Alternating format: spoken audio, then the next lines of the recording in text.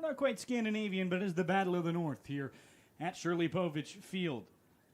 Cropdusters coming to take on the Bethesda Big Train here on the Big Train Baseball Network. I'm Carson Cass, joined by my co-commentator tonight again, Sean McAvoy. Sean, how are you on this very, very hot day?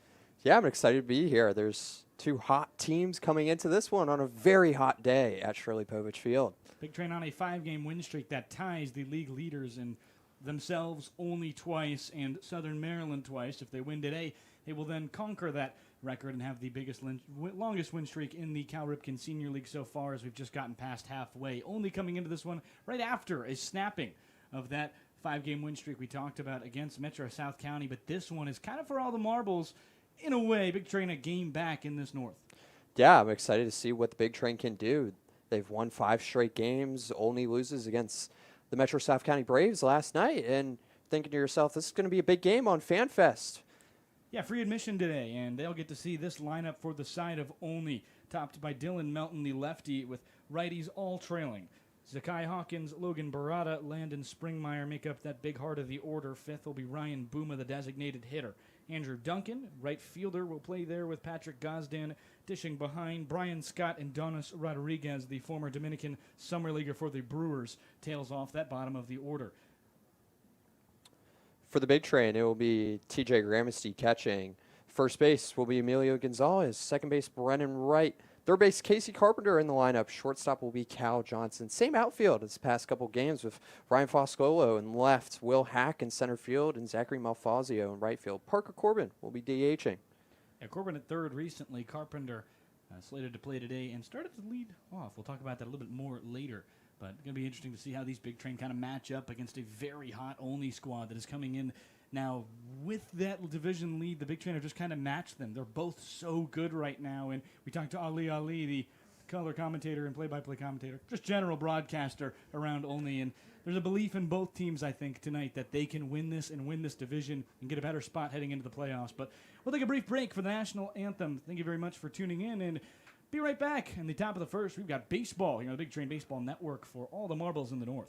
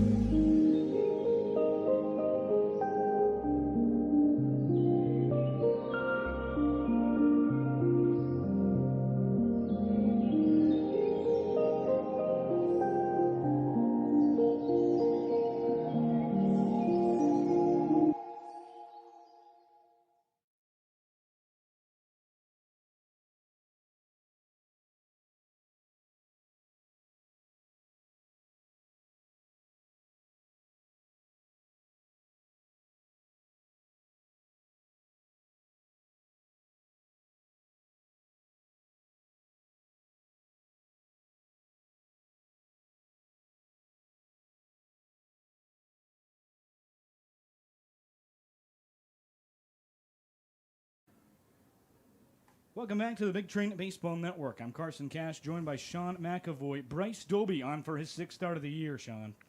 Yeah, he's pitched 16 innings this season with a 3.94 ERA, 18 strikeouts, has walked 6 batters, only given up 7 earned runs. The last time out was against the Silver Spring Tacoma Thunderbolts on June 24th, where he pitched 4 innings, gave up 3 hits, but struck out 8 batters. Definitely a shoe-in for the All-Star game on July 7th, where we'll play the Valley League. It'll be hosted here at Shirley Povich Field, but it's going to be interesting to see how Bryce Doby can do. The Ashburn, Virginia native is going up against one of the toughest lineups in the league, and you have to wonder, with the now loss of Bud Coombs and I believe Carlson away from the Senators, their 2 leading sluggers who had 10 home runs between the 2 of them, I don't know if that team is as good as this one anymore. Olney is the squad to beat currently, and in this North Division, the Big Train have a shot at taking the division from them and kind of taking that King of the Hill crown. Yeah, we talked about the Senators' Bud Coombs that is tied for first in home runs, but Landon Springmeyer just added his name to that list. Had a home run last night, I believe 5 home runs, now leads the league. 22 RBIs for him. He will not be in this lineup if they go 1 up, 1 down, or 3 up, 3 down, which he's in a pretty good job at. Doby has gone his last 3 starts, 3 up, 3 down. He's batting 4th, Springmeyer. Northern Kentucky Norseman. He's going into his senior year there, and Gramisty behind the dish. The addition of a towel, which is pretty interesting to his kit of tools, because it's very hot today. We did not really address that other than the very beginning. It's 97 in a, cool, breezy, feels like 107. Yeah, that's very warm out here. That's good. We kind of pushed this start time back an hour, but we're only playing 7 innings tonight because of this heat for the next couple of days. That came down from the Ripken League, but Dylan Melton now steps into the batter's box for the Cropdusters. Melton, newly committed to Florida Atlantic, so his teammates, with the man making up the battery behind the dish, we'll go over the defensive lineup. Obviously, we already went over the defensive lineup, for the Big Train, obviously. Melton leading things off. He's the only lefty in this lineup for a little while, until I believe Donis Rodriguez. As the 1-0 delivered from Doby, this one skied in the air to left field. It's popped foul. Won't make it there, as Carpenter is just beyond it. We apologize for the lack of, fan noise tonight. Because it is so hot, we kind of have to leave this booth closed. We'll definitely experiment with it later, but going to be a little bit lack of noise for now. We'll figure out that in the future. But for the lefty Melton, it's going to be interesting to see how he'll face off against Doby. He struggled a bit more on this left side split. Now 1-1. Cal State Bakersfield commit, as this one is slugged pretty hard in the right field. Under it is Malvasio right at the track, and that will be the first down on a dangerous fly ball. Yeah, that was a good knock right there for Melton, but as you were talking about, that sun is shining out in center field. Good for the outfielders, I will say, kind of have some shade from these trees, especially Hack in center and Malfazio in right.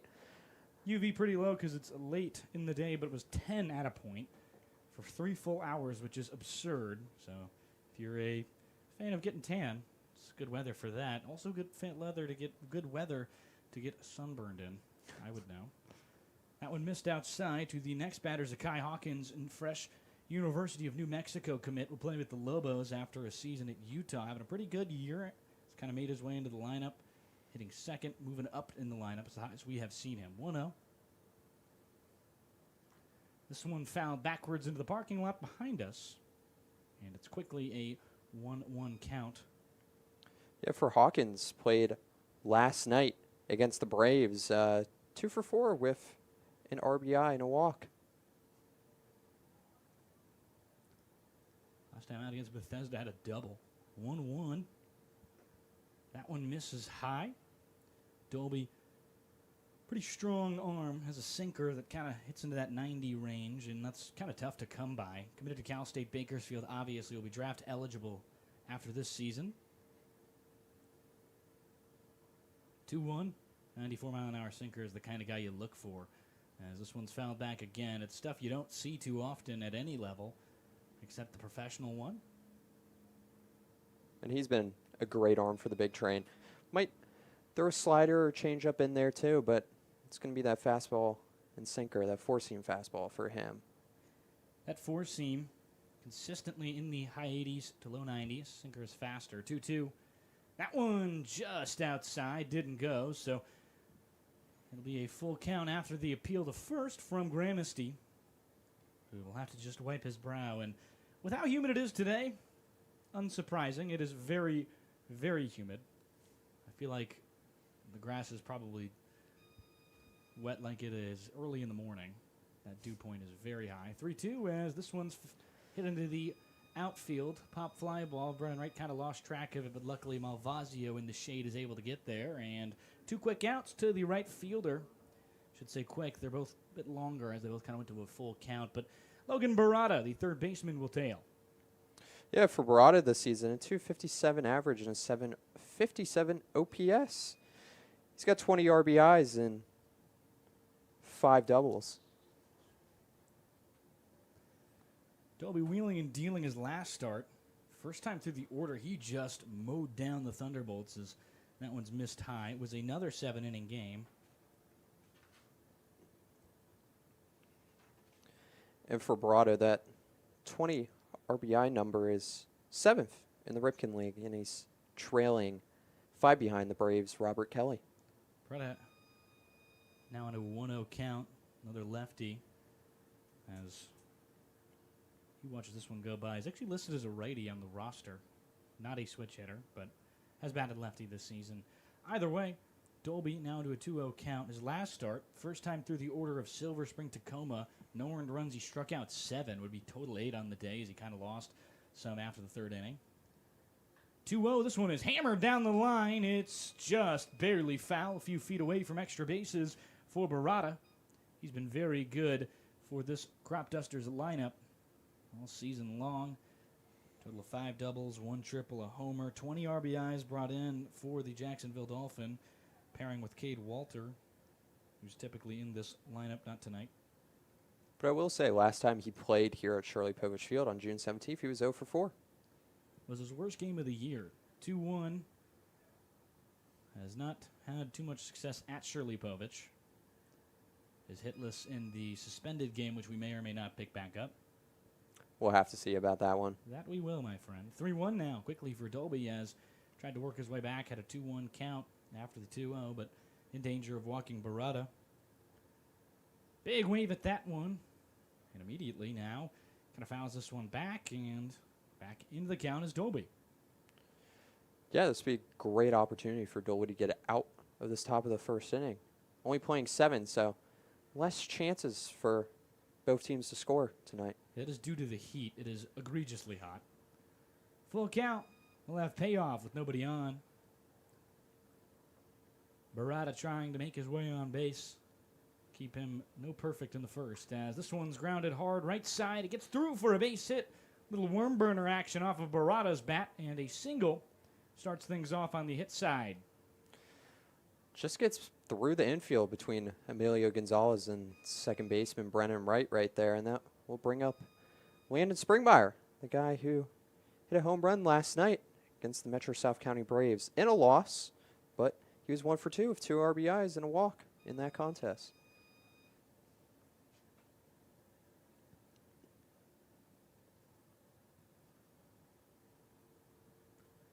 So now first pitch to the fourth batter, Landon Springmeyer, who gets the chance to come up after a single, keeps the line moving for the Cropdusters.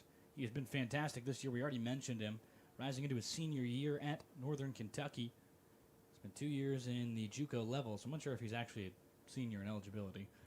We'll have to see, too, about the 5-for-5 rule, too. Yeah, I don't know when that comes in, as the 1-0 is popped in the air backwards. Will move out of play.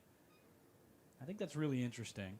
I kind of like it, because then a redshirt freshman just gets the ability to basically have an extra year where you can sit him on the bench. The expectation's probably not they're going to start every year, but they lose a year of eligibility anyway, but you can play them more. You don't have to hold off on a guy, because in baseball, if you take a plate appearance, you lose it. 1-1, and this one is lined on the ground left side. Johnson comes up with it, tries to make the play to first, and it's a good stretch on the good throw by Johnson.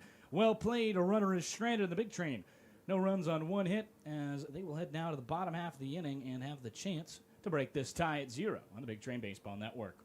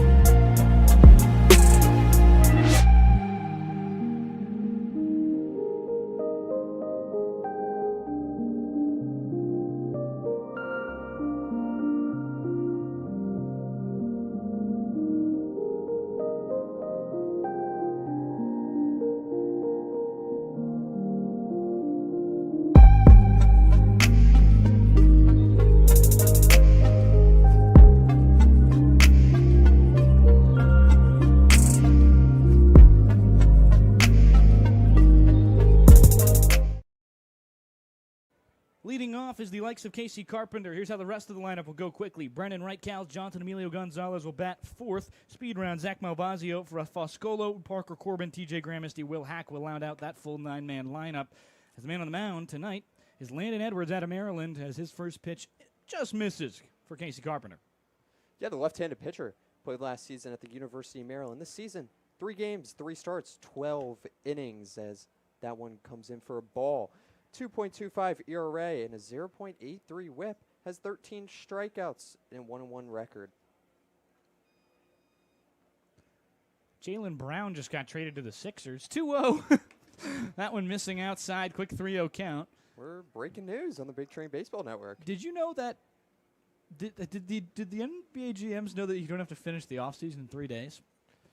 Rob Pelinka thought it was 30 minutes this morning. 3-0, and that one missed outside. That was a really fun 30 minutes. From the time I left Trader Joe's, or I got into Trader Joe's and left, the Lakers roster had 4 new additions and traded away 2 players and 4 picks. But anyway, leadoff walk for Casey Carpenter.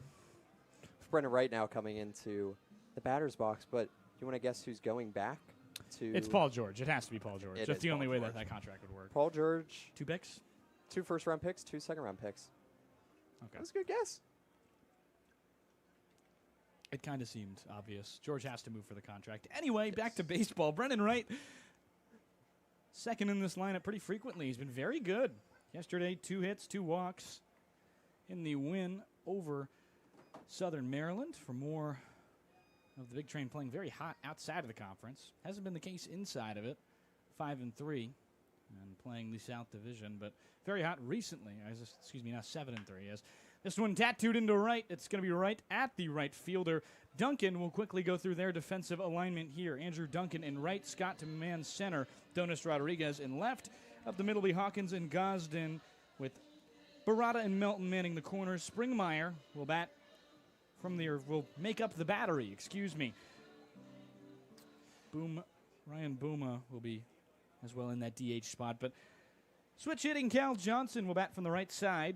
Doesn't see too many lefties as of late, but the lefty Edwards will have a chance to go up against him with a single runner on after the flyout. First pitch, ground ball left side, barely fair, just over the glove of Barada.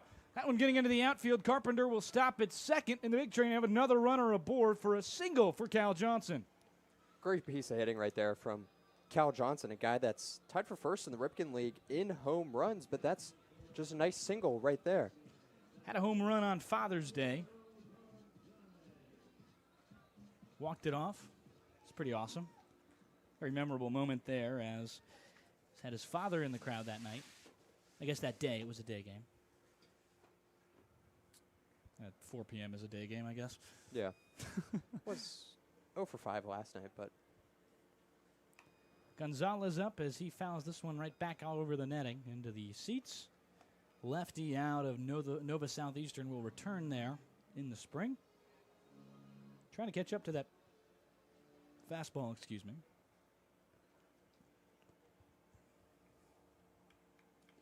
Gonzalez with 2 on.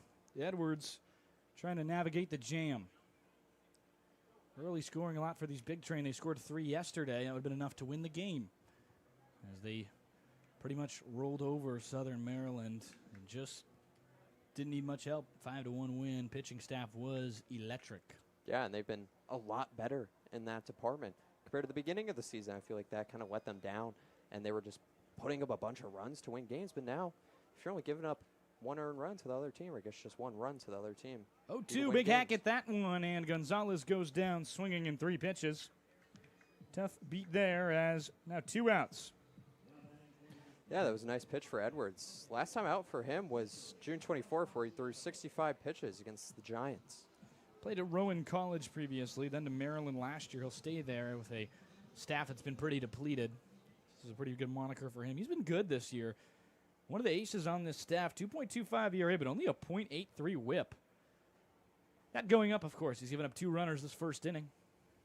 As now in the box, the powerful Zachary Malvazio.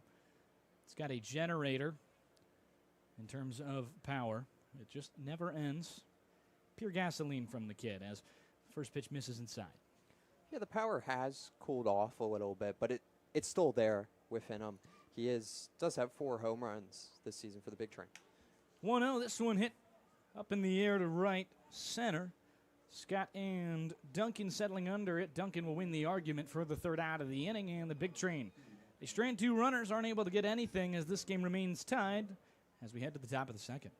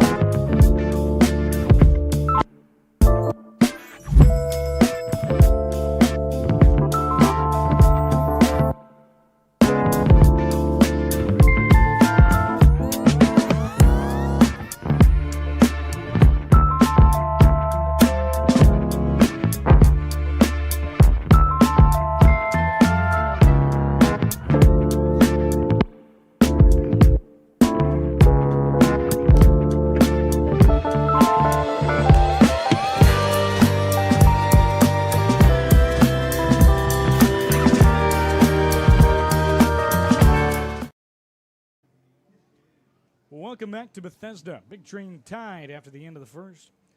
Ryan Booma will lead things off after Landon Springmeyer is extinguished to end that first inning for the Cropdusters. They land first in this North Division, have been very good as of late, finally putting it together as a team. But same thing going for the big train as they fight for possession of first tonight, sort of. They'll be tied if the big train win. If not, big train go back to 2 games back. So not sole possession as Bryce Dolby's sinker first pitch in there for a strike against Booma. Yeah, and the big train just chipping away at that Cropdusters lead of the North Division. But you get a game back last night. Good job last night. 5-1 win here at Shirley Povich Field. And you got to admire how well this bullpen has done. 10 strikeouts for everybody in relief yesterday between the 3 of Chiaroto, Parker, and the likes of Kaiser Smith, who shut the door with 1 strikeout. But 10 total between the, 6 innings that they played against Southern Maryland in relief pitching. As now 1 and 2, sinker makes it in there.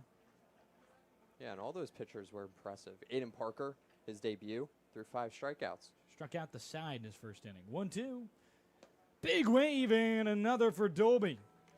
Check out Booma, and Duncan will trail behind, who has been quite hot since the last time we saw him, over a week since, and he has hit 4 home runs in that time. 3 home runs. 3 home runs in that time, but last time out against the big train, he was 0 for 3. Did not play last night against the Braves, but over the course of the season, he's averaging .309 with 4 home runs and 15 RBIs. Hit a homer against the big train his first of the season. Already at home, I believe in game 2 we saw them in Olney. They lost that ball game. 0-1. First pitch in there. It's a good off speed. Look at that changeup from Dolby. Duncan, a lot of power. Bat from Duke. 0-1 from Dolby, and this one grounded up the middle. Johnson scampering after it. Has to make a throw off his foot, and it's a great tag by Gonzalez as the throw moves him wide. Swings that arm out. And like a catapult, he's able to get there and get that out. Impressive play there from Gonzalez. Most of the time, it's his stretch that gets guys out with that 6'4" frame. But that one, just thinking on the fly, and gets guy out at first. The old 6'3", not on the force out. That brings up the next righty in this lineup, Patrick Gosden. .360 average this season for Gosden, which is first on the Cropdusters and 8th in the Ripken League.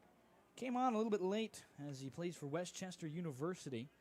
They ended up in that D2 championship against Tampa and were promptly, unfortunately, three-peated as Tampa won their third title. Jackson Mirza, one of the relievers for us, who's not in today, his father played at Miami and Tampa. Tampa, the first D2 team to ever three-peat, obviously. For Gosden, did play last night. He was 1 for 4 with a strikeout and 2 groundouts, but over the course of the season, .995 OPS.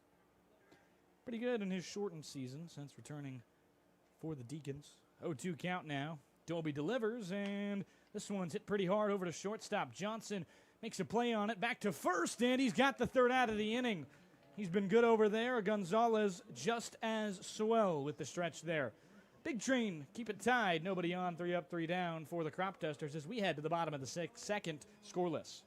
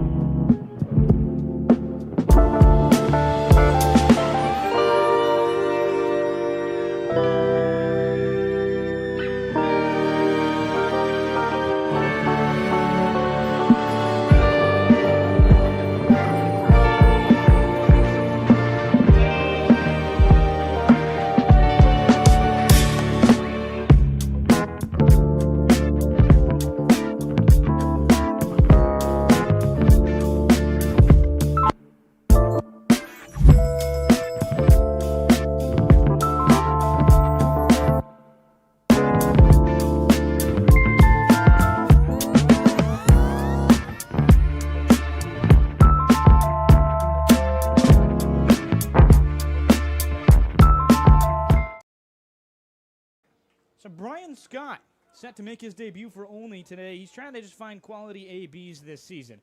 He's actually made the roster and sent down Avery Grain, who we saw earlier, to the Olney Dusters, the Maryland Collegiate Baseball League team, the feeder for the Cropdusters. And I did not know that. They have a farm system over in Olney, which I suppose is pretty on-brand farm system. But Cropdusters have called him off of the IL, if you will, and sent down Avery Grain.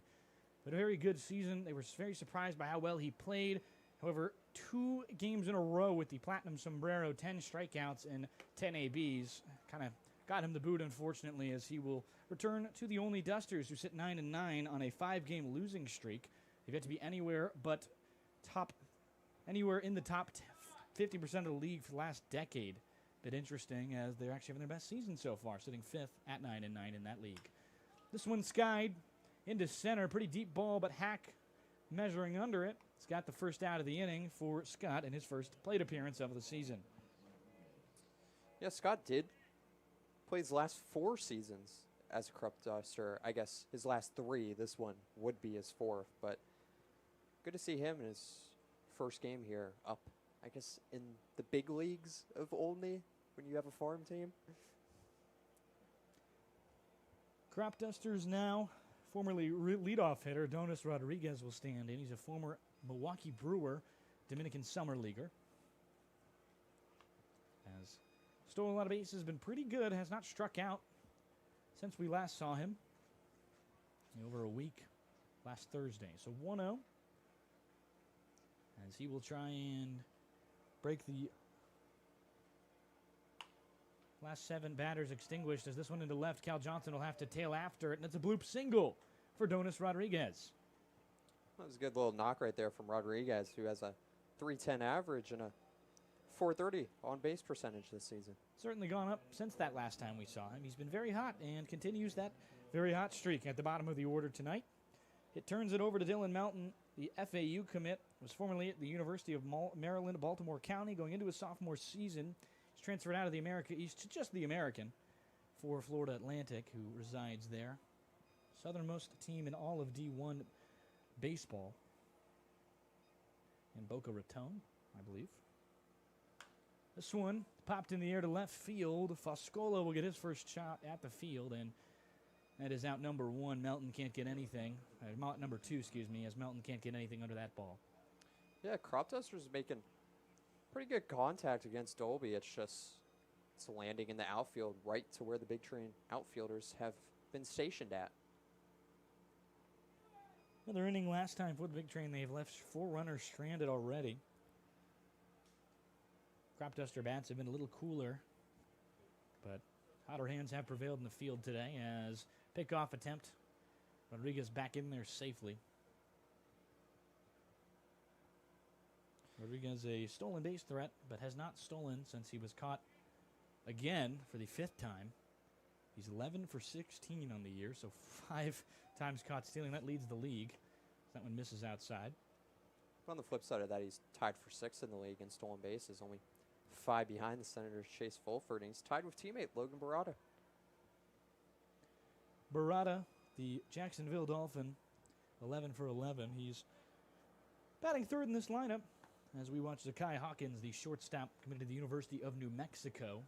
The Lobo will try and go loco. It's kind of interesting for Hawkins, too. He has a lot of hits into double plays. Only 3 this season, but that's tied for 4th in the Ripken League. It's towards the top in the league. 1-0 misses outside, and quickly 2-0 from Dolby. Dolby doesn't go too deep into games. Last time out, I think, matched that total. He's gone, I think, 4, maybe 5 this season into a ball game, but 4 is typically his limit. As pretty efficient through the first time up. Always through the second time of the order, there's a bit more difficulty, as he's already gotten 1 at the top of this order, but 2-0 count to Hawkins. He lines this one up the middle, and it's down for a base hit. So runners will move up as Rodriguez mans second, and another base runner here as 2 outs, 2 on for Olney. Yeah, not a double play ball. I guess you don't really need the double play in this position right now, but good little knock there from Hawkins to bring up Logan Barada.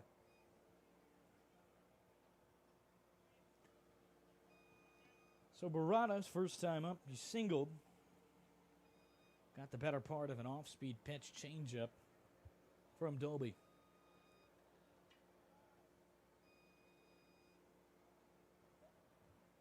Righty Dolby delivers, and this one ground ball over to that right side.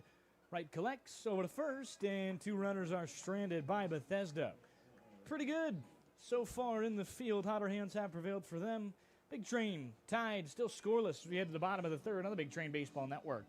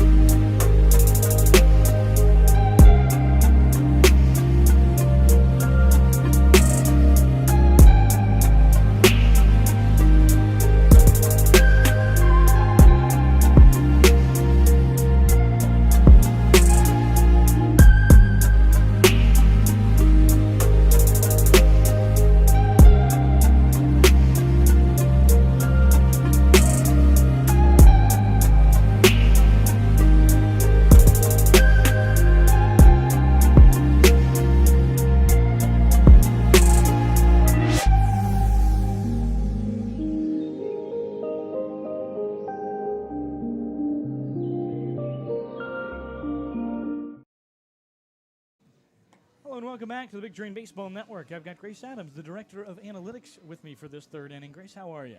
A little hot, but glad to be back talking to you guys up here tonight. It's a very warm night for everybody on the field. Much worse for them than it is in here, but boy, is it hot in here. Brennan Wright will try and take the heat cage.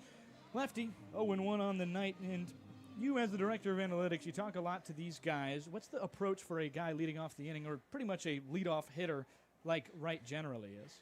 I mean, for Wright, it's just get on base. He can work the plate. His ability at the plate to just read the pitches is great. He's great at being able to get on base, whether it's by walk or just a nice little blooper single. So hopefully he continues that today.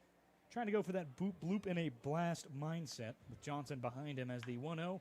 Grounded right side for the pull-hitting lefty. Collected by Gazda, and the first out quickly got. It's been a pretty big pitcher's duel. I know that's a bigger part of your job is pitchers are a lot more, into analytics than hitters are, especially at this level. How can guys improve at this level? Like, what is the biggest thing they can do that isn't quite physical? Because I know approaches are different and different pitches are around. Are analytics kind of shaping how a guy is throwing his stuff and when he's throwing his stuff? I mean, for me right now, talking to these guys, obviously we want them to be able to get better, but we want them to look at their pitches and see where they're going wrong, almost where they're going right. So getting guys to see, hey, yeah, I'm throwing my fastball at my top speed I've ever thrown, but, oh, man, I'm throwing it right down the middle. That's bad. How do I fix that? Yeah, you don't want to throw it down Broadway. It gives the other team a show, obviously. But Johnson up. He's one of the best hitters in this lineup. 5 home runs already this season, one of which on Father's Day. His power at the plate is just immaculate to watch. 2-0 hitters count. Fouls this one off backwards. Drops his bat, taking a moment. He will get some time as kind of jammed him upper portions of the hands, and that one got on the hands for sure. But he's been a switch hitter, and 2 sides from the right side. He's been a lot more powerful from the left. Which is crazy. I'm not used to switch hitters being better from the left. Usually if they're from the left, it's just trying to get on base. But his power on both sides of the plate, but especially the left, is just incredible to watch. Part of the reason he committed to George Mason after a year at the JUCO level with the College of Central Florida. He's one of many guys out of Florida or playing in Florida right now. I know. Hopefully those guys are much more used to the heat than the rest of us up here are. Ooh.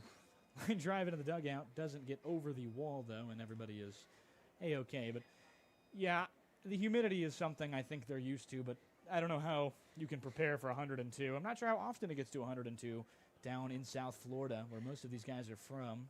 To say, as someone from the South, I pretty much can say I'm used to 98 to 100 degree heat, But since moving here, really not seeing anything more than 90 until this week. It's been a change. Johnson hit that ball, for reference, beyond the entire tennis courts into the woods over a tree. So that one fair probably about 400 feet if I had to guess, because that is a very tough task to get all the way into that left field corner. Either way, 3-2 full count. Johnson pops this one up.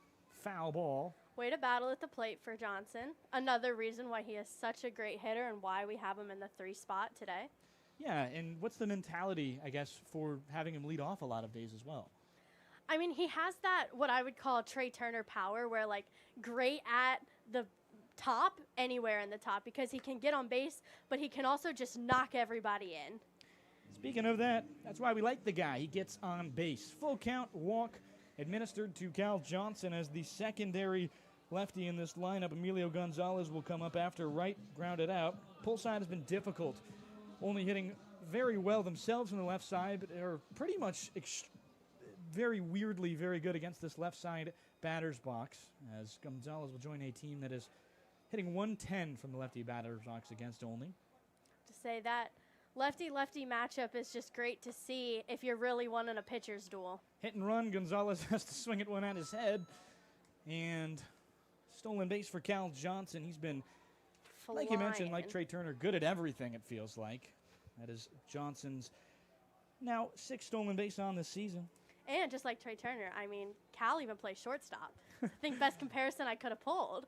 I feel like Cal can play the whole infield. Turner did at one point play second and third. 0-1. That one just a bit low. Gonzalez more selective, not on the hit and run. With that stolen base now, he's got a runner in scoring position. Gonzalez has been behind that fastball all season. Trying to tune up to it for the former Triple Crown winner. 1-1 count. Southpaw delivers. Just misses outside. Good swashbuckle save to his left for Springmeyer.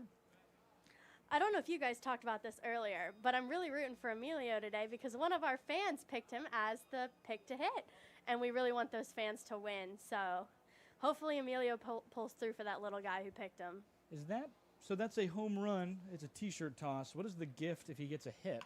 It's a ticket package for that fan and their family. It's a great deal. Won't get it there, unfortunately. Gonzalez grounding over to the right side. He'll get some high fives, though. Does his job, if you will. Now a runner at third as Cal Johnson's able to move up on that. And then we get our next amazing power hitter up to the plate with Malvasio. You may remember he went 3 at-bats, 3 home runs earlier this season.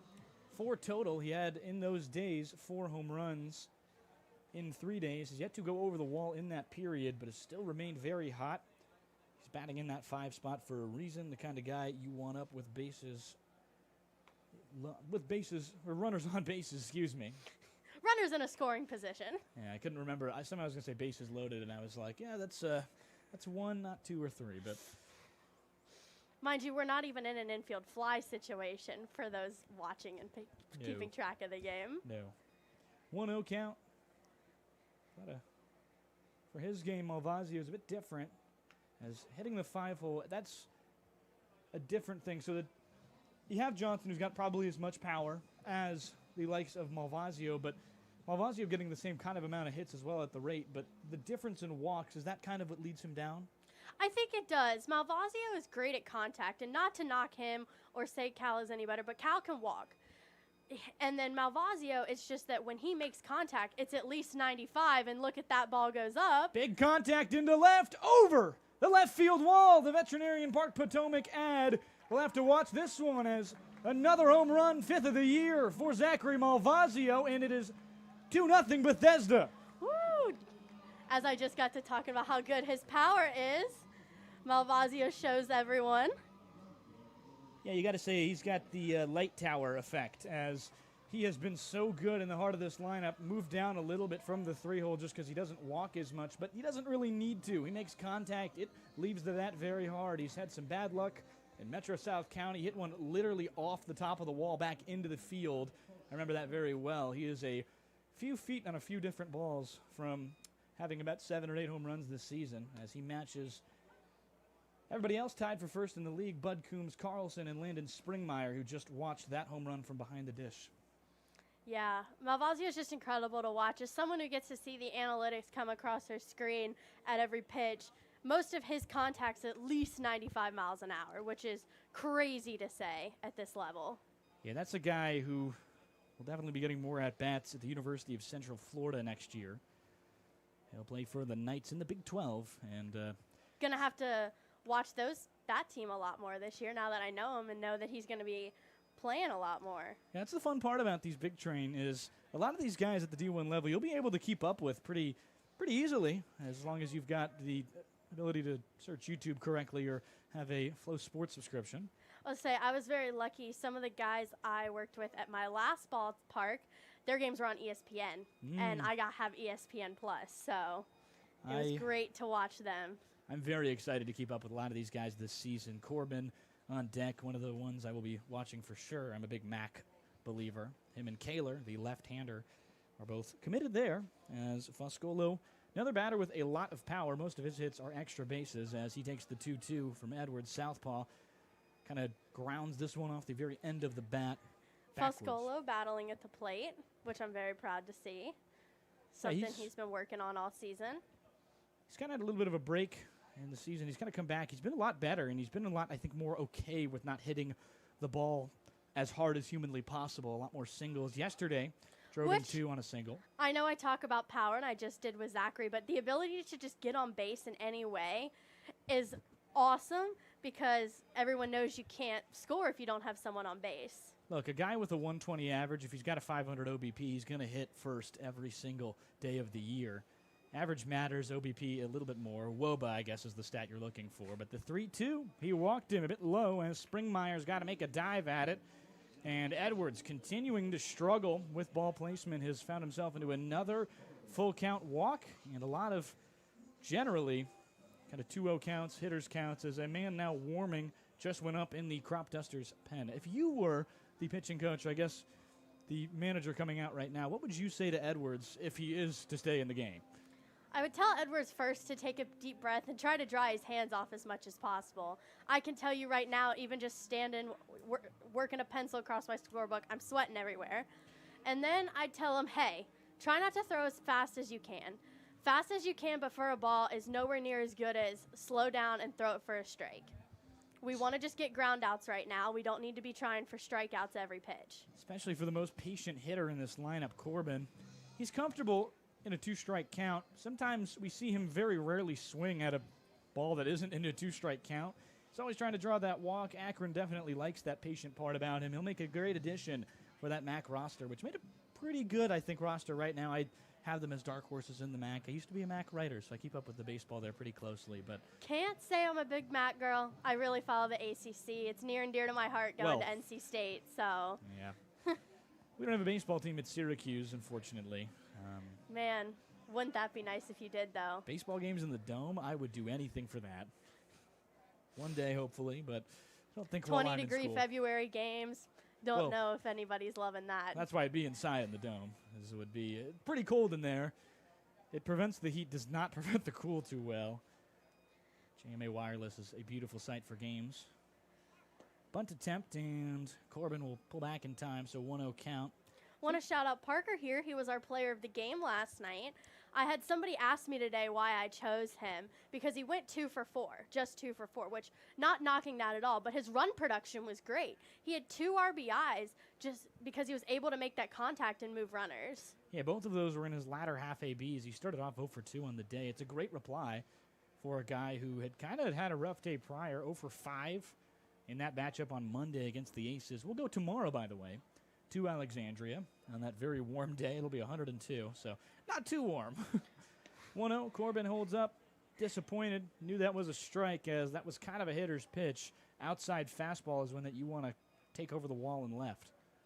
Yeah, I mean, that's the pitch, especially for a left-hander. You want to just knock it with the end of your bat and shoot it over into left field, especially right now when the infield is in the sun and the outfield's in the shade. It's harder to see the ball as it moves between the sun and the shade. Yeah, and I guess the pro of playing on a day like today where the humidity is, I feel like 100%. It certainly feels that way, but it feels like 110. You have to imagine this ball is going to travel, as that's I guess not as much part of your job. I don't know if physics really comes You know, into that way with the weather. As much as I'm a STEM girly, and I will shout out I am a stats major, love my calculus and math, I do not love physics. Was not my favorite class in high school, and I refused to take it in college as my science. I find weather physics interesting, but I'm a journalism major for pretty good reason. Yeah, I like to do calculus for fun, so. Wow. 3-1. Missing high and another walk distributed. Corbin on. 2 runners quickly with 2 already scored. Things getting out of hand for Edwards, and I'll wonder how long the rope is for Olney here as they're down very quickly. And also, shouting out Bethesda, I don't know how often we do this off the top of my head, but almost all of our hits this inning, or just getting on base, have come with 2 outs. Proud of that. Since we got that second out, we've had the home run and 2 walks. Our guys are battling and continuing to with 2 outs. That rope just about there for Landon Edwards. The Maryland left-hander will have his day cut short. 2 runners on the Big Train Baseball Network. 2-0 the lead off the back of Zachary Malvasio's home run. The only hit this inning. 3 walks to accompany it. We'll be right back on the Big Train Baseball Network for the call to the pen for Olney.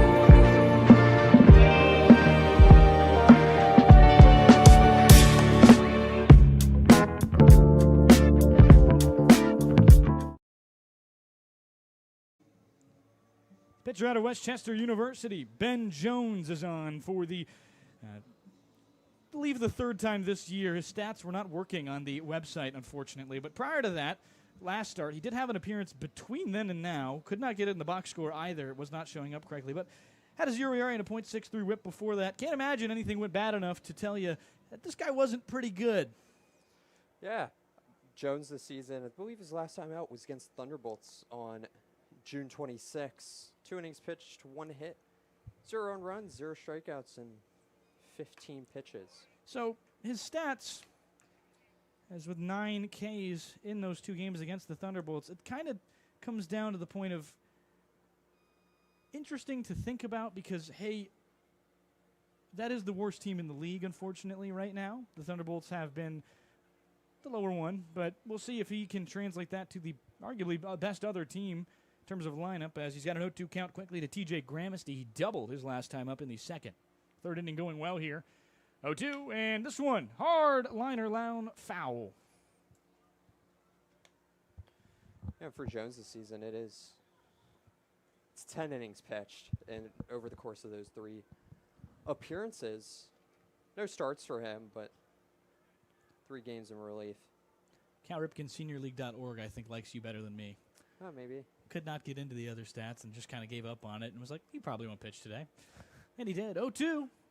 It's a great pitch, but it misses high. Runner goes from 2nd. Foscolo has another stolen base. Springmeyer doesn't even think about it as he was more focused on the frame. So now corners with 2 outs for Gramesty. He's worked at least himself alive from the 0-2 count. Now 1-2 after the foul ball and the regular ball. Righty delivers, and that's going to miss high.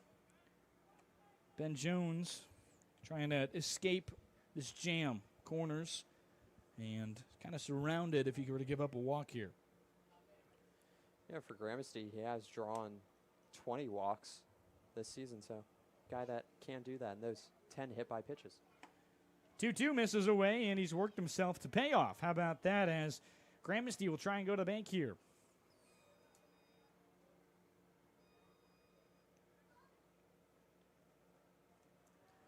So now the 3-2 payoff pitch.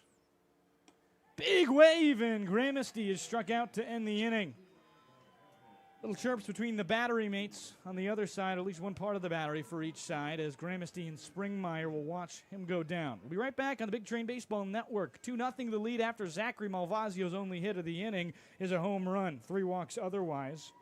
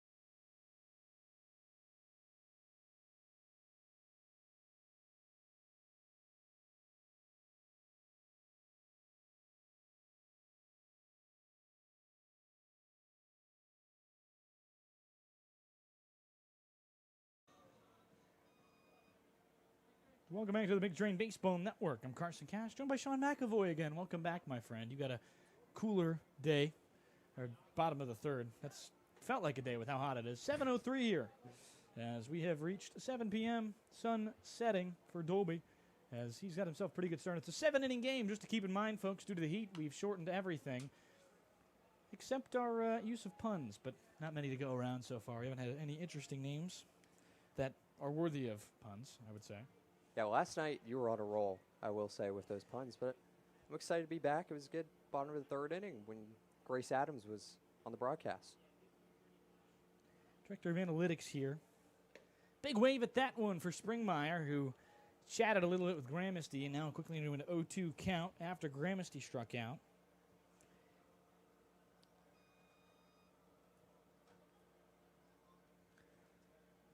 Only scoreless in this divisional matchup, 2-0 Bethesda after Malvasio hit a home run his last time out. Gramercy unable to get that thing as the dig bounces backwards. 0-2 count to a 1-2 count now. Yeah, we'll have to see how many pitches Dolby gets in this outing. I believe he's up to 39 now. Last time it was 58 pitches. Inside, and it scraped the jersey. So Springmeyer is on for free after an 0-2 count. Dolby a little bit upset. Probably something to do with the sweat on the hands today. Nobody's hands are dry, likely. No, definitely not. And that's definitely not a position where you want to give up a hit by pitch. That's Springmeyer's third of the season. But here comes Ryan Booma, the designated hitter. Been good from the designated hitter spot this season. Has been there pretty often or at third. Barada manning third base today for the infielder. Booma out of Frostburg State.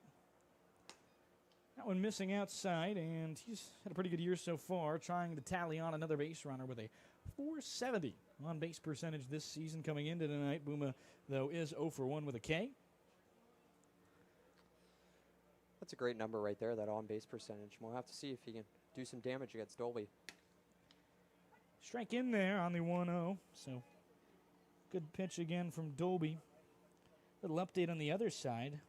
Day ends for Landon Edwards at 2.2 innings, 3 hits, 2 earned runs, 4 walks, and 2 strikeouts. Or just 1 strikeout, excuse me. That one missing low again, and Gramsty can't get the dig.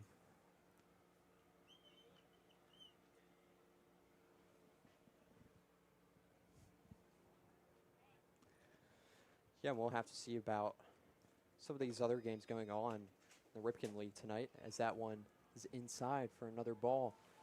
Dolby now in his 4th inning of work. It's typically where he ends his nights, and we'll see how that will go today, because probably can feel like you can over-rely on the bullpen, as you will only have 7-inning games until Sunday. Sunday will be the last 7-inning game, so until Monday, excuse me. Monday we will play a game away at Gaithersburg. I will not be there. I'll be enjoying one of 2 days off I'll have all summer. That's by choice, by the way. I just love baseball more than I love having days off.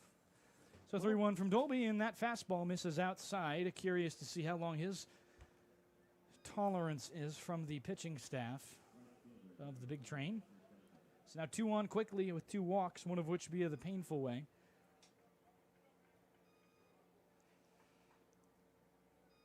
Andrew Duncan now up to hit. Not the guy you want to see. The Cropdusters. And I think for you, Carson, you'll be sadly missed when you take these days off. Thank you. I sadly miss, not sadly, I miss sadly these when I'm here. Not here. Gosh, that was not even close. I am sad when I miss days here. Good golly. So a bunt attempt from Duncan can't get down, and he will pull back in time. Big Train Baseball has been fun to watch recently. Weather has not. So 1-0 count.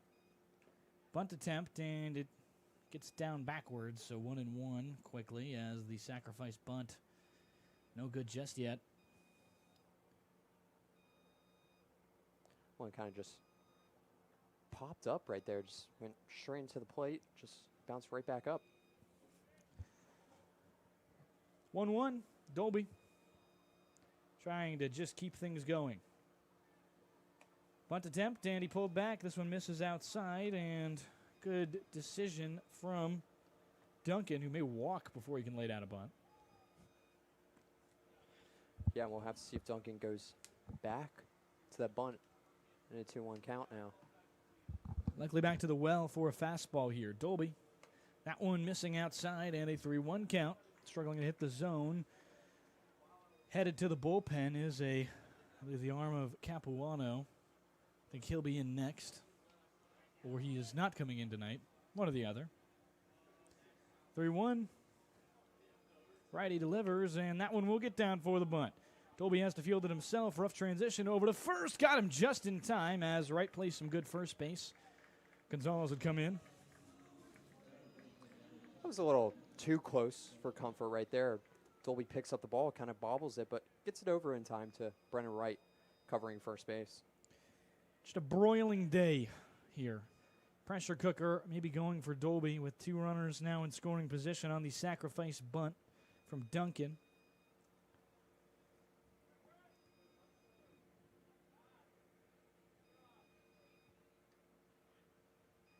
Righty Dolby delivers, and half swing, checked, no swing for Gosden.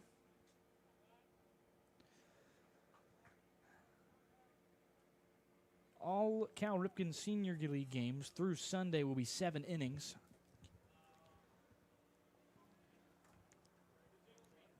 Seven-inning game tonight. That's all due to the heat, the big heat wave going across the United States. This is some of the worst of it. Do not envy those in Arizona and Texas, though. That is the worst of it. 102 tomorrow. We will be away, so not in the, at least, confines of our booth. 1-1 line in the left field. Only going to have 1 runner score. They'll stop the next at third, so they cut the deficit in half and quickly try to find their way back as Dolby gives up another hit here. Still bases loaded, surrounded. And a good hit from Gosdown to bring up Brian Scott with his first appearance with runners in scoring position this season. Yeah, that was a good knock there from Gosden right there. We'll have to see how long Dolby gets until Gramercy maybe comes out to talk to him, or Craig Lopez, head coach Sal Calandro, maybe. One runner will score. Corners, one out. This one skied foul, so first pitch strike from Dolby.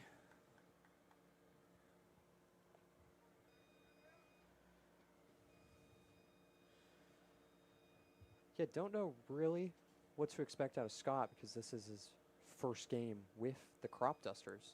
Fourth year with the big train, or excuse me, in the Cal Ripken League. This one up the middle. Good play from the shortstop Johnson. A run will score, but not without great effort to get the out at first. So runner will move over to second. Fantastic work ranging to his left from Johnson. Just makes a web gem out of it. Right dove, but wasn't able to get there, and the throw was just in time as the reverse leadoff man will come up as Brian Scott is unable to come up with anything on the fielder's choice other than an RBI. So 2-2, we've got a tie ball game in Bethesda, and it looks like that might be the end of the day for Dolby. We will have to see. But very good. Lopez can take a quick talk with the umpire, as they're just going to see if Dolby's okay. He is okay. So quick injury check as Lopez comes back. No mound visit used. 1-0, 2 outs. Or excuse me, number 1, 2 outs, as Rodriguez will come up with the opportunity to take the lead for the Cropdusters with a runner on second. These have been back and forth games all season. Yeah, it kind of looked like Dolby was looking down through his right hand maybe, but seems fine. Good to go to continue this top of the fourth inning. Big hack from Gonzalez. You know, we didn't mention it. Belgium came back and won that ball game. Against Senegal. 3 straight goals from the Belgians, who were ranked 10th in the country, or 10th in the world, to beat the 18th ranked Senegal side. They'll play the winner of the United States-Bosnia game. 0-1. Breaking ball misses outside in the other's batter's box.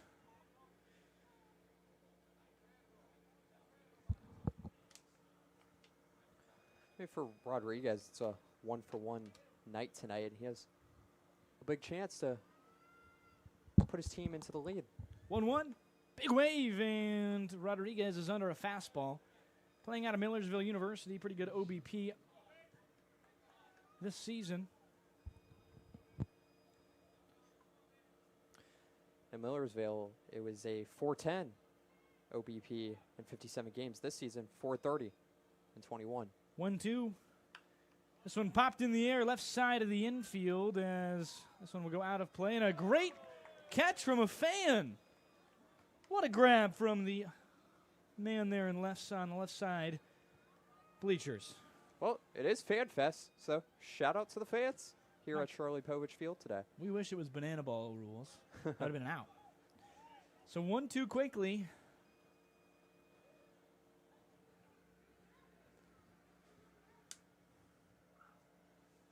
Lined into left and foul.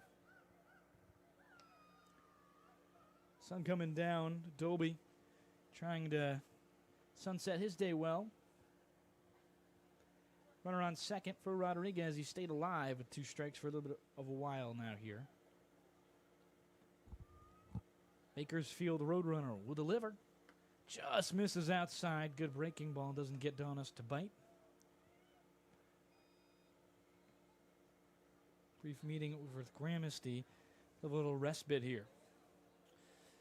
Yeah, probably trying to talk some strategy to get out of this inning and make sure the big train don't give away the lead here in a 2-2 game after scoring 2 runs in the bottom of the 3rd inning, but just gave away 2 in this top of the 4th. 2-2. It is warm. I feel like that's an understatement. My brain is feeling like it's been melted. Like Max's ice cream if you leave it out too long. Pretty good thing we have at the ballpark here tonight. Kona Ice, not here. 2-2 ground ball backwards and into the dugout. Off the dugout. Gonzalez will get it off the carom from Rodriguez. And 2-2 count. Good. That bat from Rodriguez won't do much as this is Dolby's likely last batter with a man going in the pen. 2s. Great pitch. Rodriguez goes down on the strikeout. For the first time in a week, he's been extinguished seeing it. We're right back at the Big Train Network. Good job from Dolby. Allows 2 runs that inning, but is able to get out of it eventually. We'll head to the top of the 5th on the Big Train, or bottom of the 4th on the Big Train Baseball Network.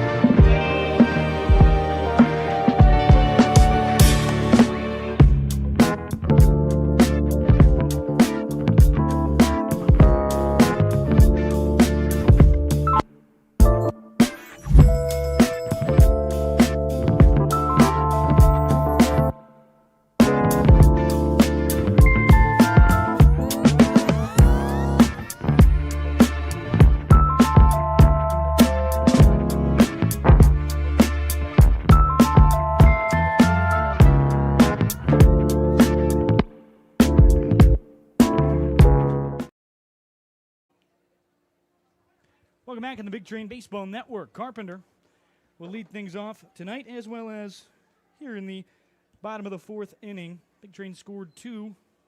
Last time they were up in the bottom of the 3rd, but only Cropdusters fought back, and they flew back to a tie game at 2. 1-0 as Carpenter will watch a strike on the outside corner. Yeah, and we'll have to see if Jones can kind of work through this Big Train order.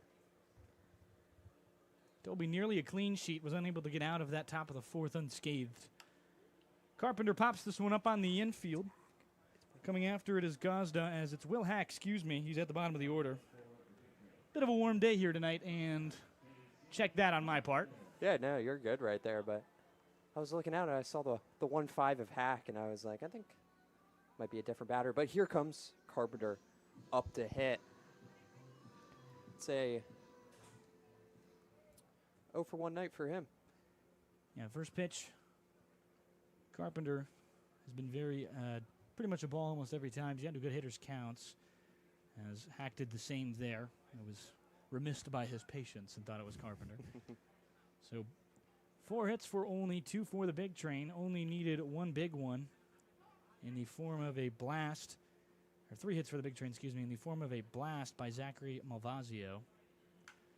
Hit well into left. Carpenter gets down for a base hit. Good piece of hitting there. He kind of tattoos a fastball that just ended up down Broadway, and Jones has a runner on to deal with. Yeah, that one was just kind of in the zone the whole entire time, and Carpenter times one up and gets one out to left field as Brennan Wright comes up to bat. Wright, the left-hander, was 2 for 2 with 2 walks yesterday. Fantastic day overall. Had an RBI as well, but probably secondary in that player of the game March. 5-1 win yesterday. Big Train arms out of the bullpen were great. Continued to pile on, but didn't need any more runs after their bottom of the 1st, where they scored 3. Big Train got their first runs in the 3rd today, as that's a 1-0 count. Wright watches one on the inside. Yeah, for Wright, last time out against the Cropdusters. Line into left. Rodriguez settling under it, and he'll have out quickly number 2. Carpenter stays at first, and it'll bring up Cal Johnson on the line out. Yeah, I was going to say Wright was 0 for 4 on the June 17th game, but it's now Cal Johnson's turn. in the batter's box with 2 outs. First day of July. Second half of the season pretty much underway officially. It has been for a few days now. 3 games over the halfway mark. Play 40 this season, 25 at the Big Train's home place, Shirley Povich Field. If you would like to purchase tickets, today is a free admission day. I'm not sure if there's any more this season, but tickets are cheaper online. As ground ball right side, Johnson. It's foul. You can buy tickets at bigtrain.org, bigtrain.org. You can also read my stories on there. And can. Julian. Yeah. Sean McAvoy, a writer with me today. I'm Carson Cass on this very warm, humid day that feels like I'm certainly inside of a pressure cooker. 0-1 to Johnson, first time hitting lefty tonight as the righty Jones replaced the lefty Edwards. So switch hitting, only switch hitter now as Machado is out with injury. 0-2 count to Johnson, misses inside at the shin. Springmeyer, a good dig at it. Swashbuckling save, and he tries to plunder an out over there at first. Yeah, that was a nice move from Springmeyer, but Carpenter not too far off the bag, and now a 1-2 count for Johnson. 1-2 count, you mentioned.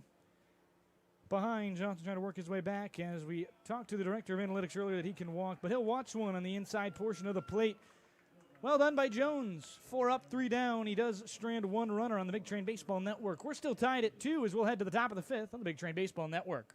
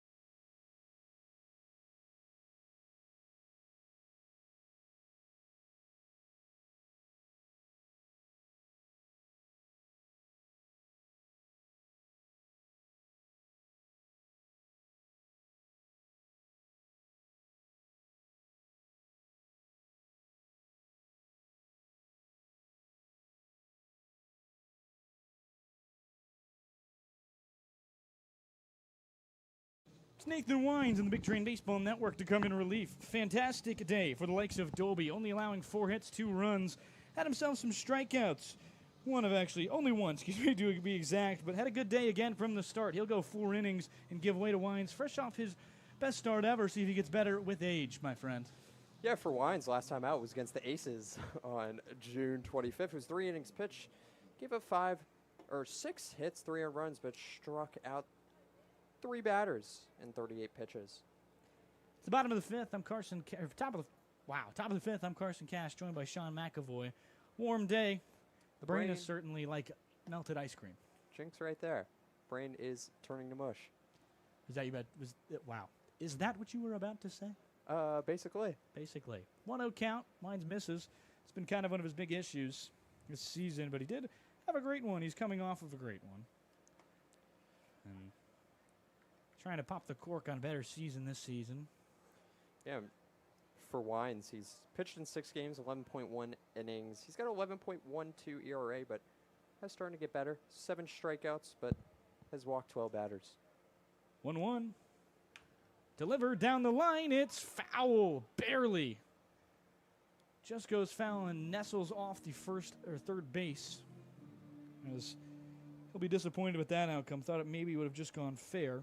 After Cal Johnson goes down on the strikeout looking, Ben Jones keeps the big train scoreless as it gives this top half of the order the ability to try and keep the line moving. Melton, one of 2 lefties, or 3 lefties, excuse me, in the lineup tonight.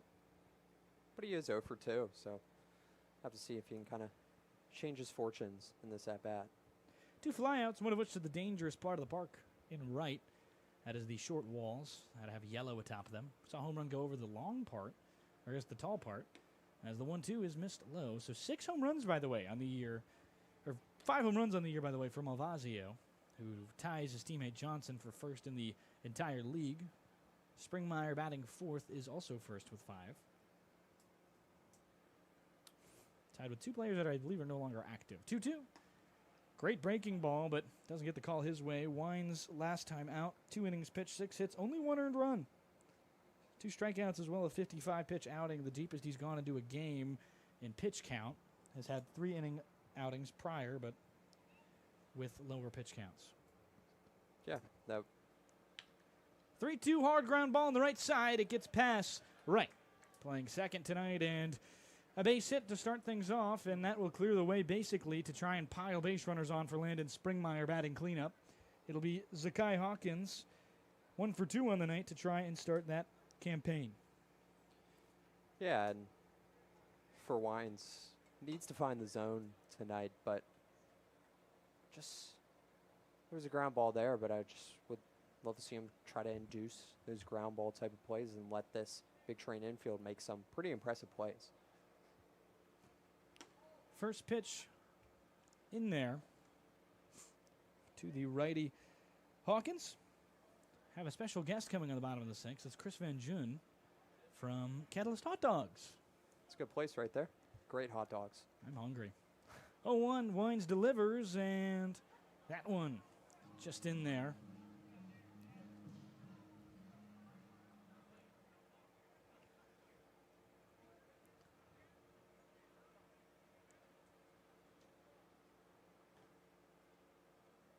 Now 0-2 count for Wines, trying to get a punch out here. That one missing low, gives him a waste pitch.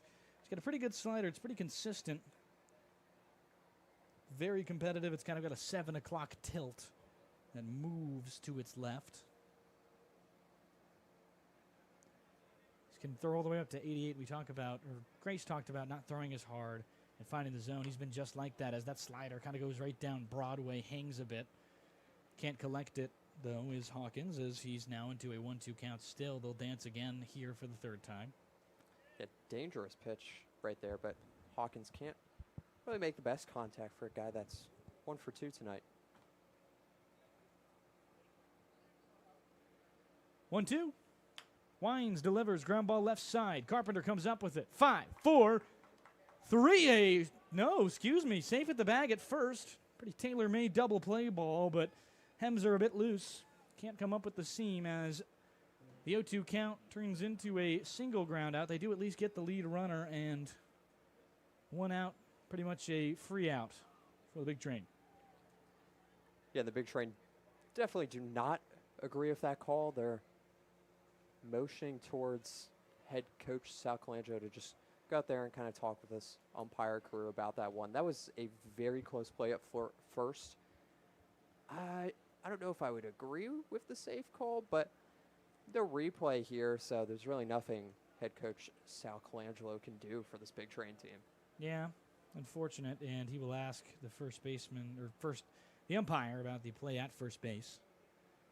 I think he might have beat him, but kind of a bang-bang play there. Could go either way, especially with a quick runner like Hawkins. He reaches on a fielder's choice, so 1 out for Landon Springmeyer.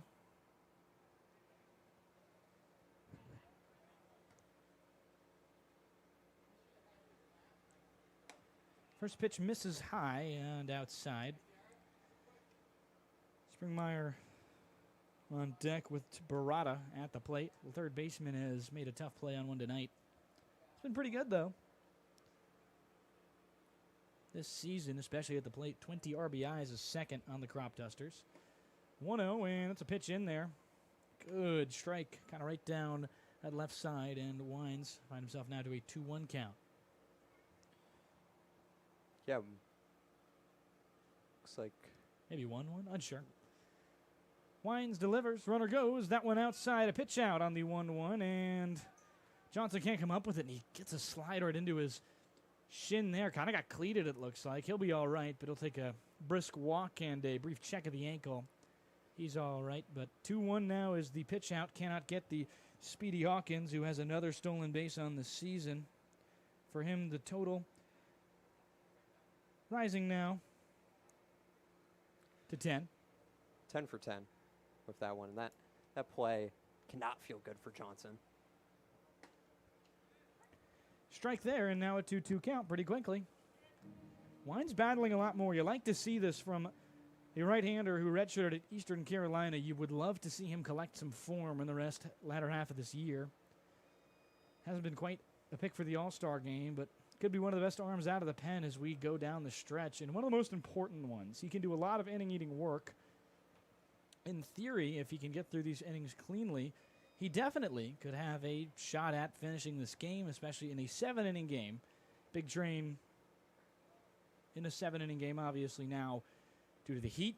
7-inning games for the rest of the week through Sunday. 3-2, full count, and this one lined hard into right. Malvazio will come in on it, make a sliding grab. He tries, and it won't get there. Runner will come home from second, and a good hit off the bat of Barada.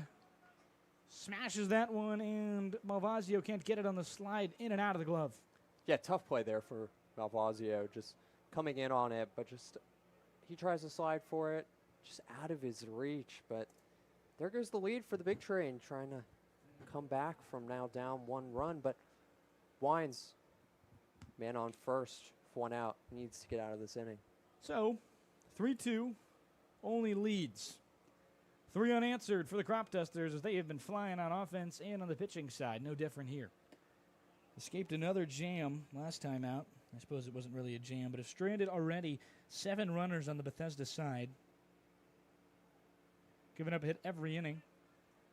4 hits to Bethesda's tally as this one thrown back to first. Pickoff attempt can't get the man over there as Springmeyer in an 0-1 count. And it'll be a stolen base pretty easily for Barada. Yeah, Oh. really easy stolen base right there. Just, I guess, probably the sweat, I would say, from this blistering day, and his hand was just a little bit greasy, and it slips out right there. We never closed the books on Dolby, as this is a big wave at that one. Dolby today, 4 innings pitched, 5 hits given up, 2 earned runs, as well as a strikeout. As that is a strikeout there. Excuse me, I thought that was tipped. Wines, great pitch there to eliminate Springmeyer, and looks like it might be Summermeyer now.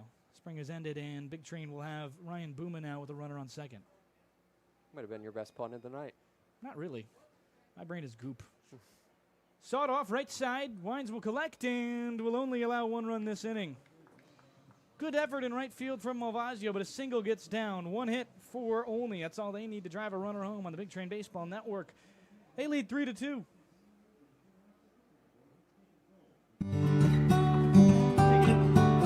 I put it down.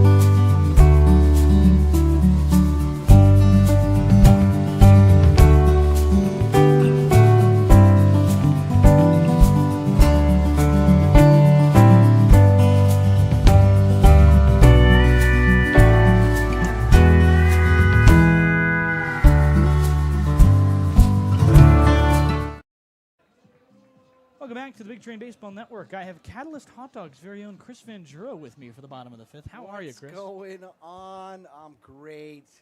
You know, I thought I was going to get a little relief coming up here in this booth, but goodness gracious, it's hotter in here than it is in the cart. No, we've got a pressure cooker here tonight, and you know a thing or two about cooking. Catalyst Hot Dog's my favorite ballpark food here at Shirley Povich Field.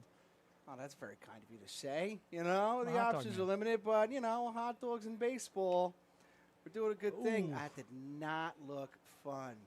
It's off the same shin that this has happened already to Gonzalez, too.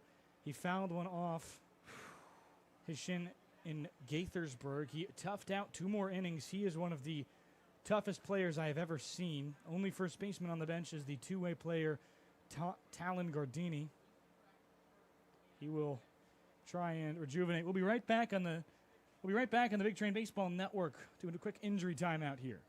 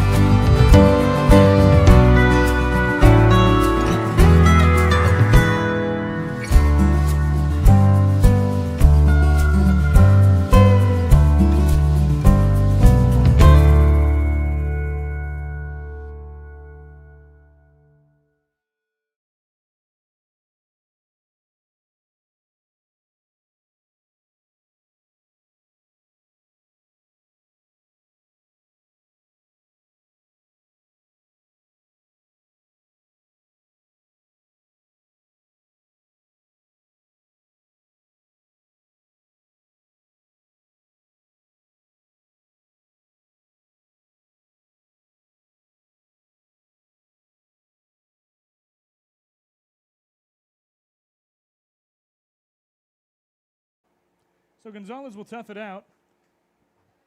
He just ate one to the shin, unfortunately. Second time that's happened. He collapsed to the ground, but he is okay. Good sign to see for the first baseman as he'll go back into the box. 0-2 as the right-hander Jones will try and deliver to him. As Chris Van Juro in the booth with me tonight. 0-2. Line just went right up the middle. Fortunately, right to the center fielder. Chris, I have to wonder very quickly. Yes. Catalyst Hot Dogs. Yes. What is your favorite hot dog? You know, here's the thing. I'm biased, and at this point, I've had every which one of them, every which way. I've been making our Texas chili sauce. It was the thing that I was actually probably most intimidated about doing in the beginning, which was now almost 6 years ago. Ooh. And, you know, we got that down. And the Texas chili sauce on our all the way. Brown mustard, Texas chili sauce, raw onion. That is the catalyst to catalyst. That's the one. Big wave from Zachary Malvazzi. Already went deep in this one. Nearly hit it off the hot dog home run. Did he really? Shot. It went over it. Did it really? It did. If I had known that, I mean, you know, listen, I think there's actually only been one person that has actually hit it. And I want to say it was like 3 seasons ago. This is, I don't know if you know this, It's a this is our shot. 6th season. This one in the air to Yep. left field. It's out of here. Deepest part of the park. Malvazzi goes deep a second time. Hot diggity dog. How about that? He's got himself one great night tonight, and this ball game is tied at 3. I can't even believe that. He got every part of that. We had Grace Adams on here earlier, the director of analytics, talking about it. He hits the ball so hard, and, you know, he nearly had to give him a hot dog there, but he just hit it over the wall again. I think he deserves one after that. That's a bomb. Bomb.com. Look at that thing. Cool. That's fantastic. I have He's to got a wonder great then. view up here. You know that? Yeah, Pretty very, fortunate. It's a very lovely thing we get to hear, get to have in this press box. Not everybody in this league gets a press box, and that's something I'm very thankful for here. And on days like today, when it gets cooler, it's a little bit better. But Foscolo fouls one back. Now, because I'm from Chicago. Chicago. Chicago. You watching the Bear? Finished it. Did you? Loved it. Did you weep like a baby like I did last night at Yes, 1:30 in the morning? I did. It was actually Wept 2:30. like a 2 days baby. Ago. I did. I Couldn't. cried. I kept saying to myself, is this it? This is over? It's over? I can't believe Like it. I was getting dumped by my first girlfriend. It was amazing. It's a great show. It might be one of my favorite shows ever. I don't know if it beats Mandalorian, but I think that might be a nostalgia value because I was pretty young when the first season came out. I understand that. I'm a West Wing guy. Really? I'm a West Wing. That's a great show. I kind of turned it on, obviously late when I moved to D.C. in 17. Line That's a drive up the shot. middle, just under the glove. You can't scoop it. Not like you do there with the chili on that hot dog. And Wow. base hit for Fuscola. Wow, folks. This is a professional. That is a segue if I've ever heard one. I touched on this a second ago. This is our 6th season with the Big Train. This may be my 3rd time up here in the booth. Usually I find my way up in here and I'm just trying to squeeze in baseball film references. But I'll be perfectly frank with you, man. I'm toasted right now. It has been a hot day. I give you a lot of credit for being up here, but it's a simple game. You catch the ball, you throw the ball, you hit the ball. Did you make a hot dog pun intentionally there? I sure did. I sure like that. did. I'm This very is big it, on man. puns. I'm on a roll, like my hot dogs. That's a good one. That's really good. I actually have a great question for you while we're Yes. standing here. And I need to know the honest truth from you. Of course. Is a hot dog a sandwich? See, that's a tough gig. You're for on me. mic, buddy. Remember know. this. One. I've said this before. We've had an argument on the booth in a blowout. We were talking about it for, I think, 25 minutes. Is to be that so? exact. Why am I just hearing about this? Because we never came to a conclusion. Well, that's the beauty of it. You're dancing around it and you haven't answered the question. Speaking of dancing, That's a drop. Fuscolo has his running shoes on as he gets to second base. Stole attempt as a single from Corbin, another hit today. He's been very good and very patient, but I don't know if a hot dog is a sandwich. I really do not know. You got to have an answer here, though. We're not asking for the democratic process here, okay? I just need you to stand on business. And it's okay, man. I think I have to think about it. I have to come to a conclusion because then you get into the question of, I think a taco and a hot dog are the same thing. I think a soft taco is the same thing as a hot dog if you're holding it the right way. But I think, first off, if you're going to classify a taco as something different than a sandwich or a hot dog, it is a taco. A hot dog is a taco. But I don't think that's a fair thing to say. I've had that argument being told to me before. I think it's silly. I think it's hate not that a. I argument. don't think it is a. I think it is based on how you close the sub, and it is a sub roll that is too open to be a sandwich, and so therefore it kind of becomes. It's not. It's much more of a. You're lining it in. Would you consider? I suppose it's a valley. I It think is- you're walking yourself right into saying that it is indeed a sandwich. No, it's you not. just used the word sub roll. I mean, it's a sub roll. When you use a sub roll, it's closed. Is my point. It's more closed. You're going to have the top of the bread fully over the bottom almost every time. It's What a canyon versus a valley. A canyon isn't a valley. I mean, oof. Oof. What's the, what would you say if your cohort here were to be standing in between us? What would he be? Would he be sandwiched between us? Sean, do you think it is a hot dog or a hot dog is a sandwich? no, on the side? Or That's do I not have what to we're actually get asking. his opinion? The question is, if you were standing here in between us, would Okay. you be sandwiched between us? Yeah, it's a sandwich. Yes, he would be sandwiched between us. So if we But- take this meat and we put it between bread, it is therefore a sandwich. Now, the comeback is going to be, well, a hot dog's a hot dog, and a da-da-da-da-da. No. A hot It's dog, the you're angle. right, is a hot dog. But when you put it between bread, it becomes a sandwich. I think the bread would have to be separate because it's the angle in which we're standing. Because then we're not sandwiching him if we're both at an angle. We're crowding him. I also spent 4 years making sandwiches at a wonderful deli Ooh. in northern New Jersey, in Lodi, New Oh my Jersey, gosh. called Visentini Brothers. Visentini Brothers no longer in operation. There's another deli there. And I bring this up to say that, I don't claim to be an expert on most things. Yeah. But the art of the sandwich and the actual definitive, statement of this is a sandwich or not, buddy, I'm here to say it's a sandwich. I trust your opinion more than mine, in fairness. I may I or can be may not convinced. own the trademark for the actual expression, a hot dog is a sandwich. Wow. As well. So That really? foolish. Well, Of all the foolish business things I've done, this I is mean, one of them. I One of them. I think it's a great slogan because it makes people think. Like I think about every time I hear that.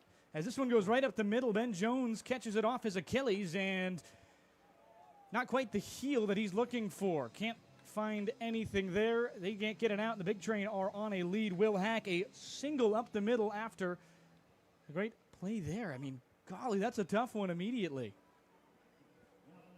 I like to see the life that the Train have come back with over these last 2 weeks or so of play. I like to see what they've come together. They've really kind of found their groove a little bit. A lot of grit, a lot of determination. I mean, you guys are watching a lot more. I don't get to watch a lot of the baseball.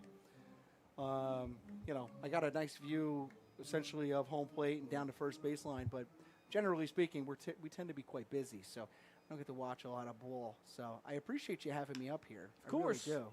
1-0 line in a right. Carpenter continues his good day, and one runner will come home.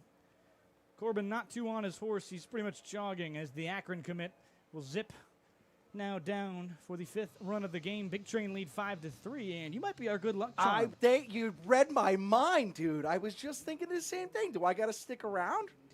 I got to stick around? Are you booted up here? I mean, I don't know maybe? if you'll need to stick around with how good they've been doing this point. That will end the day, though, for Ben Jones. Westchester University pitcher played in that D2 World Series against Tampa. Conceded, I believe, a run or two. But he won't have anything to do here. At a fantastic ERA coming into the day. It'll be blemished with 3 runs given up in the bottom of the 5th. We'll be right back at the Big Train Baseball Network, as that's the end of the day for Jones.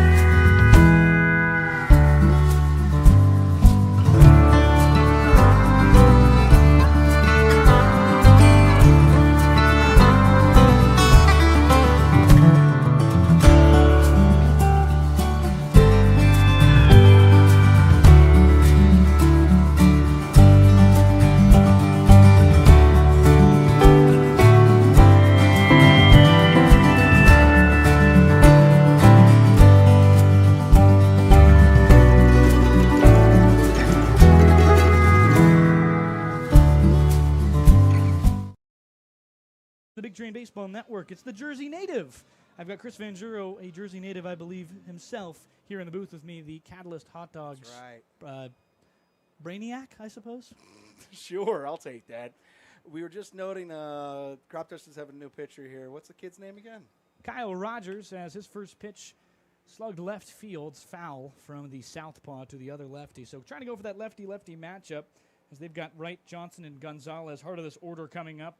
as they are surrounded. This game could get out of hand quickly for the Cropdusters. This kid Rogers hails from Clifton, New Jersey. Clifton, New Jersey is about 10, 15 minutes from where I grew up in Hasbrook Heights. But the beautiful thing about Clifton, it's got this hot dog joint called the Hot Grill. The Hot Grill, that's for me, that's like what I base Catalyst upon. Yeah. It is this epic institutional hot dog joint. They've been in business for over 75 years. They make beautiful dogs. They're all the way. The reason we call out all the way is because of the Hot Grill. But one of my favorite things to talk about with the Hot Grill, and I know we're broadcasting on the old YouTube here, you can go on the YouTube. Why am I calling the YouTube? Because I'm an old dude here. You can go on the old YouTube, and they have all the old Hot Grill commercials. And there's this wonderful one where, I don't think they have this one on there, but it's little leaguers across the field winning the game. It's the Hot Grillers win, the Hot Grillers win, and they all run over to get hot dogs after the game.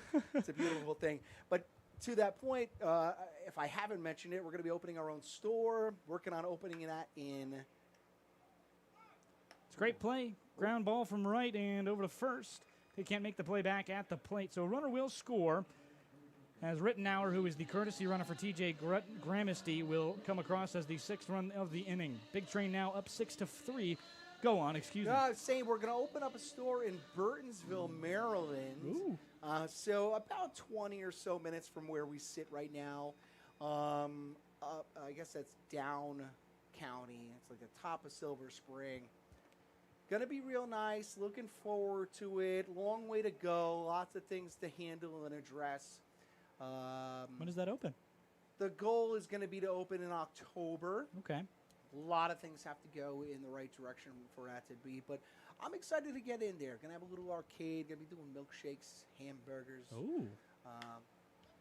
Cal Johnson hits this one well out to center, but it's not going to have enough light under it to leave this ballpark. So Big Train score 3. It is 5-3. Excuse me, score 4. It's 6-3 on the Big Train Baseball Network. That was Chris Van Juro. Yeah, thanks, man. We'll have you back in here for sure later on this this season. But this has been a lot of fun. Thank you so much for tuning in on the Big Train Baseball Network. We'll be right back in just a moment in the top of the 6th.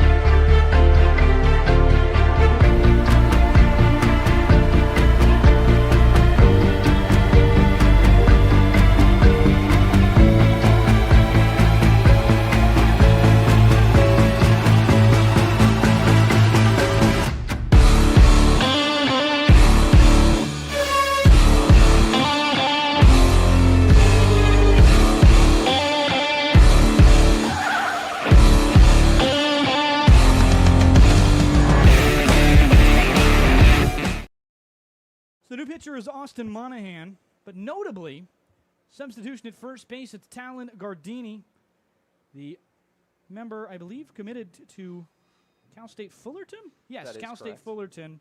Two-way player has come in for Emilio Gonzalez, out with another shin to the ball to the shin.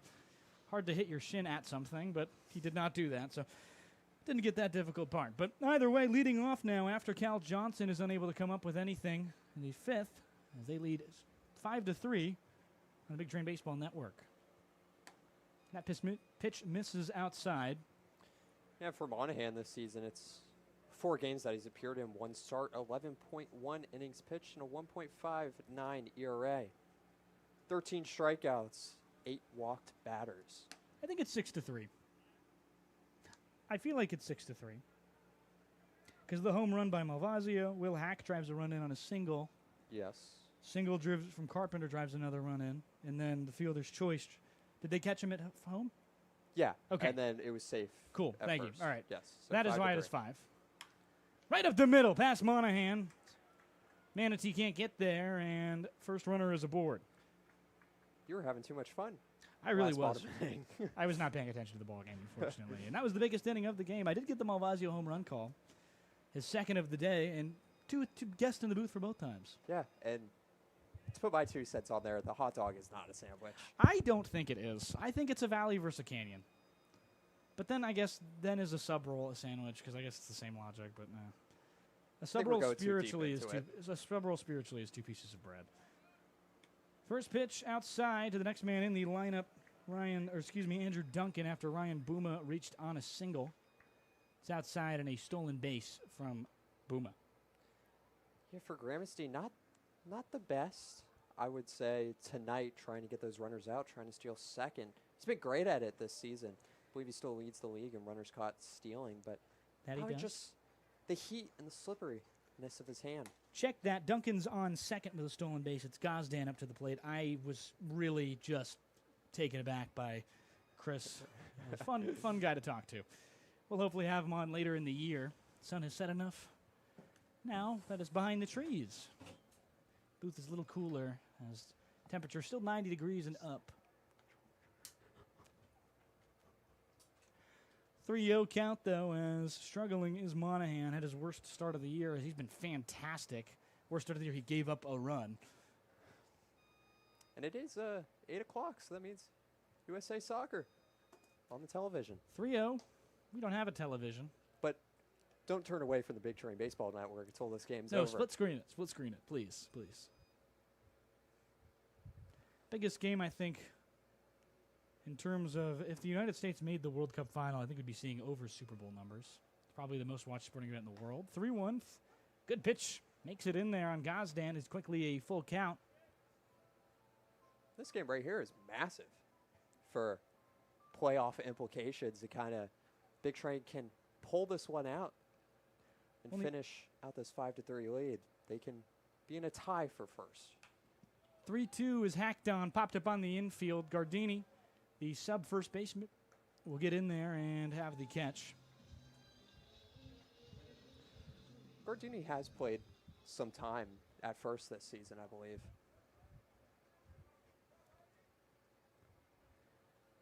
So, first out now, collected on Gosdan's pop-out. Started 3-0. It's a good comeback from Monahan, who's not able to extinguish Duncan, who's behind him after the comebacker.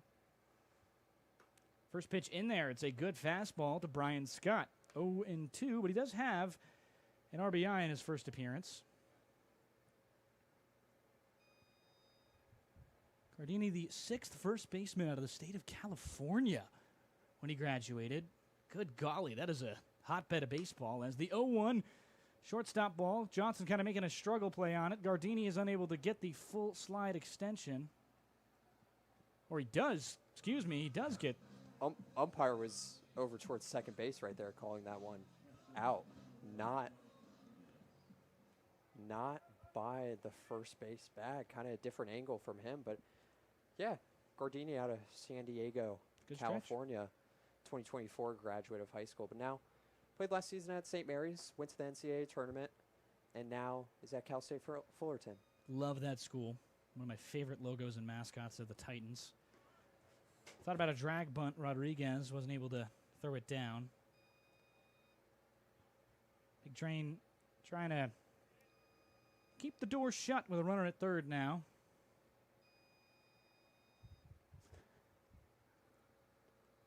travel ball team was Chi-Town Cream for Gardini. 1-0. Wow, that's the most travel ball baseball name I've ever heard. There are so many weird ones, though. I know AAU basketball has a lot of fun ones, like Team Hero, which is funny to me because he's no longer in Miami. Yeah. A lot 1-1. of weird ones these days. Just a bit inside, nearly caught the hip of Rodriguez, who stays enduring and pretty chill. Does not fight out of the box there. It's the top of the 6th inning on the Big Train Baseball Network. I'm with Sean McAvoy after we've had 2 guests. Sean, you have been the bad luck charm tonight. Just kidding. 2 home runs, though, in the 2 innings that you were not here. I appreciate that, Carson. You were I bullying me appreciate last that. night. That is true. It was, I almost complained. That's not true. It was a lot of fun last night. Sean subbing for Zach, who is away for now. We'll be back tomorrow at Alexandria. 3-1. Popped in the air in the infield. Carpenter settling under it, and third out of the inning will be collected. Big Train Strand, Duncan on third. A good start for Monahan after Ben Jones. His day ends on the other side. Wines' day ends for us, and we'll try and get better with time on the Big Train Baseball Network.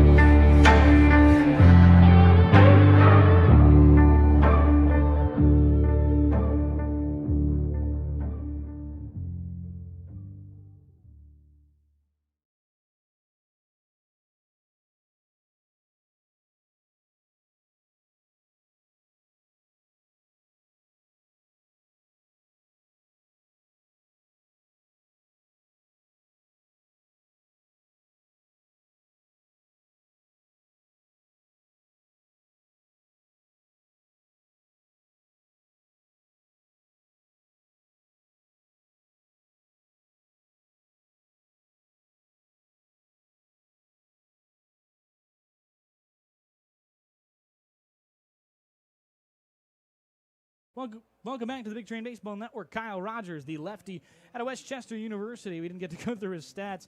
He has been excellent this year.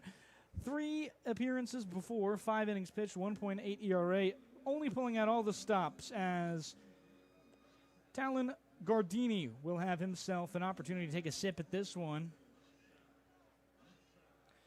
Yeah, for Rogers, the last time out was against the DC Grays on June 25th, where he pitched 2 innings, 0 hits, 0 earned runs, and struck out 3 batters in 18 pitches.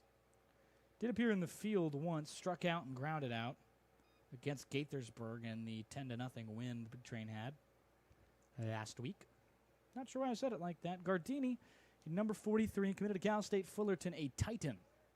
He'll have a tall order, whether it is of a Titan or a Gardini on the rocks. You do love that school. I really love the name. I love everything about it. Fullerton commit misses on the first pitch from Rogers. He did participate quite a bit for Westchester. 22 games out of the pen for them. 22 innings pitched as that one misses low.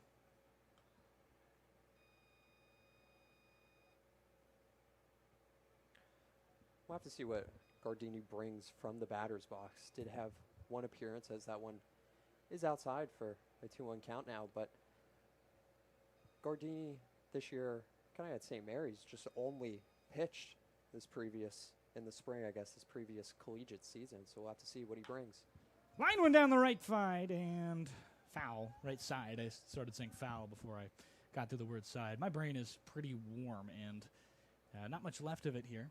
We did bring a fan in, so it does help a little bit. Still very warm, even with the sun going down. Can't refreeze ice cream. It's a good way to put it. Most philosophical I've been all year on broadcast. 2-1, been blabbering about. Ground ball off his foot, so not great for first baseman batting from the left side and their left feet, as saw the likes of Gonzalez leave the game after he lined out in the 5th inning. Came in as a defensive replacement, Gardini last time, and he'll try and get things going in the 6th. The big train's still up 5-3 as he watches one go down the middle. Good pitch. And not Edwards, I apologize. Rogers, the starter, will have his first K of the night. Yeah, 6th strikeout of the season. Here comes the power hitter. Showed it off twice tonight. Zachary Malfazio. So bottom 6, it's the last time they'll bat. Go for the close next time out. Hopefully the next time. It's the last time they will bat if the result will hold. It's not quite a jinx because it is the case. It is the last time they will bat, likely. You make a good point there. Yeah. So it's Malfazio who homered in his last 2 at-bats. This one hit well down the line, foul. It was the 3rd inning with Grace and the 5th inning with Chris. As didn't get quite the home run calls I wanted on both of those, but they were both providing the most, I think, the best thing I heard them say all the time. I didn't want to interrupt you there then. Yeah. No, that makes sense. It was a lot of fun. 0-2. Misses outside. Not the pitch that Rogers was looking for there, but too far outside to even hit. For the big train, kind of going back to Gardini, it's good to see some of these pitchers also be able to hit as that one gets into the dirt. I think there's a couple on this team that, I guess, Jackson Mirza, but we haven't really seen him in the batter's box too much recently. I think Aiden Parker, the pitcher from last night, might be able to hit. He is a two-way player. Ground ball up the middle. This one gonna just get into the glove of the second baseman, but he'll have to eat it. Gazda unable to get the play at first. 3 plate appearances, 3 straight hits for Malvazio. This one a lot less loud on the quieter side, as that one is a single up the middle. That is an infield single. Not too often you see a guy like him get one of those. Yeah, and Joe Chiarotto, I believe, the Alabama guy, does pitch and hit. Tyrese Johnson, maybe this season. We'll have to see, as that was a good chance there from Bosnia, but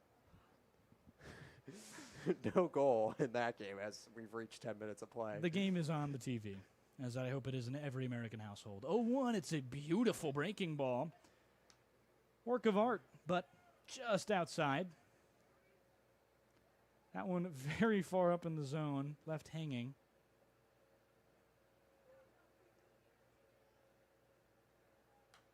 This one fouled backwards.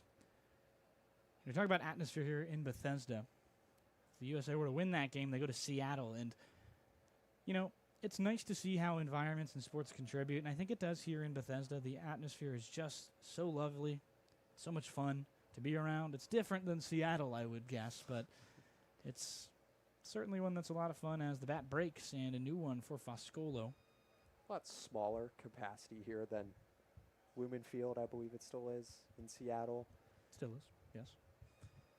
Yeah, but good turnout tonight on FanFest for how hot it is. 1-1, that's a low pitch. Foscolo pulls back on the bunt.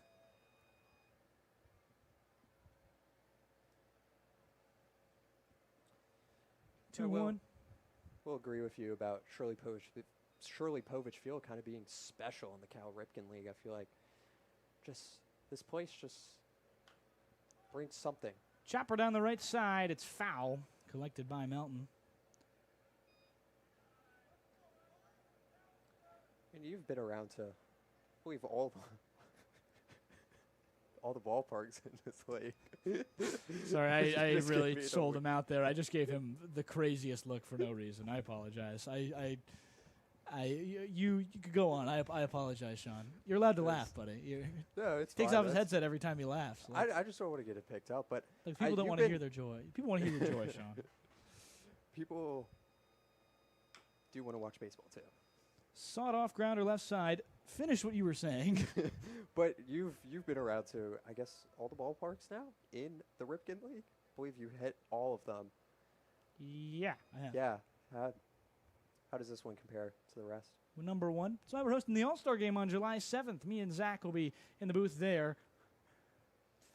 We will have a fun battle versus the Valley League in the area, as Big Trainer, I think, favored to win that one, but Valley League got a lot of superstars in terms of, or last all-stars that are going to be very good. I will say, I wish we could fill out like an all-star ballot or something. Yeah, it'd be fun as media. Yeah. It's chosen by the managers, I think 3 staff members, so I think they all get to vote for who should be an all-star on their team, and then a few on the other sides. 2-2. Lefty Rogers delivers, and he gets a good one in there.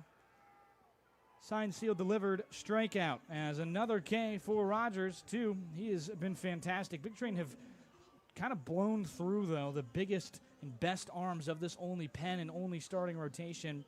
Everybody that has come in today has had a lower than 1 or lower than sub-2 ERA if they're out of the bullpen, and a sub-3 ERA or sub-2.3 ERA for the starter. Edwards, who tacked 2 runs against him, and Jones gave up 3 himself, but Rogers trying to keep things going. It's been in the latter half of these at-bats as Corbin to the dish. Lefty has an opportunity with Malvazio on first. 1-0. Just outside, just in there on the outside portion of the plate. It's a beautiful fastball. Cuts back in. I think it was a cutter. Yeah, and I will say, after that last Rogers strikeout, this Cropdusters dugout kind of started to get alive. They have some big personalities down there, so. Yeah, 4 ejections between these two teams in their 4 matchups. 5, actually, because 2 ejections leads to your manager automatically getting ejected, and they had that happen. As now 1-2. Corbin watches a good breaking ball scrape over the inside part. Kind of goes front door. The latter half of it. Now the 1-2 from Rogers. 1 pitch away from ending this, and it's low. Runner goes. Malvazio, he is well in there. I don't think Springmeyer even noticed he went. Nobody called it. And he kind of just stood there silently and threw it a little late, not realizing that he had a runner going. Yeah, and that's 5 for 5 this season for Malvazio. And if we think back to about that game that was suspended due to darkness, there was kind of some chattering on both sides from these teams, and it's kind of continued all this season. And 2 really good squads between the Cropdusters and the Big Train. 2-2 misses, and how many times have I said this season? 1-2 misses. Yes, 2-2 misses, excuse me. A full count will have payoff for the runner in scoring position. Corbin has loved to force the issue on the full count. 5-3 lead for Bethesda. Rogers delivers. Corbin up the middle. Going to be a tough play for Gazda. Gets there, backside, throw to first. And he got the 3rd out of the inning. So the Big Train, they leave 1 stranded as Corbin's unable to come up with anything. Neither is Foscolo on the Big Train Baseball Network. 5-3 the lead. Monahan will go for the save.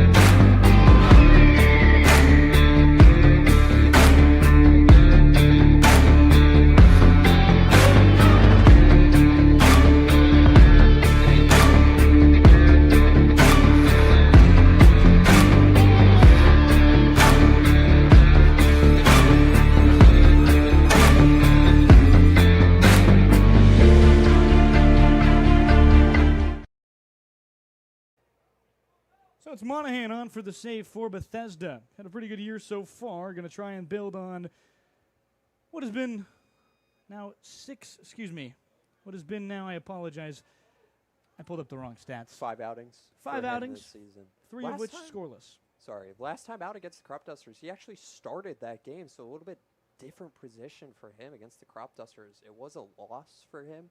But 4 innings pitched, 2 hits, 0 earned runs, 2 strikeouts on 73 pitches. They'll try and close the door. Dylan Melton, the first man up. Crunch time for the Cropdusters. Down 2 with only 3 outs left. Monahan, no saves this season. Prior to tonight, hitters hitting .233 against him. Giving up 3 doubles, going to try and avoid that there. He has been one of the best arms out of this bullpen. Rare you see a guy who's got the same ERA as his whip, 1.59. Pitch in there on the inside portion of the plate. Now a 2-0 count. I'm Carson Cass with Sean McAvoy. I had some guests in the booth earlier. Some Apologies for getting off talkative. topic. Yeah, We, very it talkative guess. was fun, but 2-0 and that one in there. It's a good pitch. Melton 1 for 3 on the day, excuse me. Had a single in the 5th. He would end up getting caught in a near double play to Zakai Hawkins, who would end up scoring. Hawkins on deck. He's a righty. 2-0 for the FAU commit in the box. Monahan's pitch lined on the ground. Worm burner to Johnson. Throw to first is in there. First out of the inning collected, and Johnson, who's just had so many web gems over there on the left side of the infield, has been fantastic. That was a great play there for Johnson, but I will say for Monahan, it's tough facing a top of the order with Melton, Sakai Hawkins, and Logan Barada, but I will say if he gets out of this inning 1-2-3, then he doesn't have to face Landon Springmeyer, who had a home run last night, and it's kind of been a power bat for these Cropdusters. Hawkins, second man in this lineup. Big breaking ball from Monahan, nearly catches the head.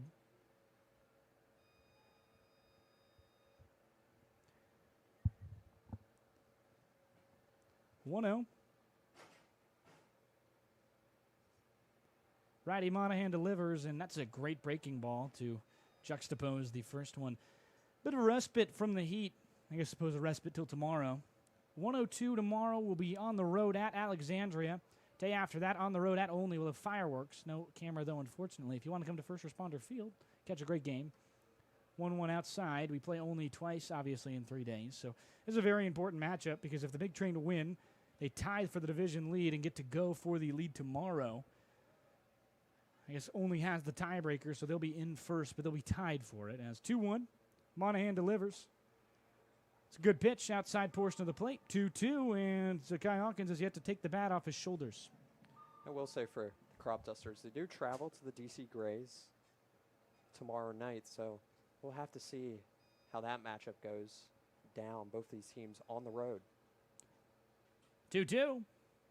Big wave at that one. Monahan got him swinging. It's a drop third. Gramesty will throw it over to first and will tap Hawkins on his way back to the dugout.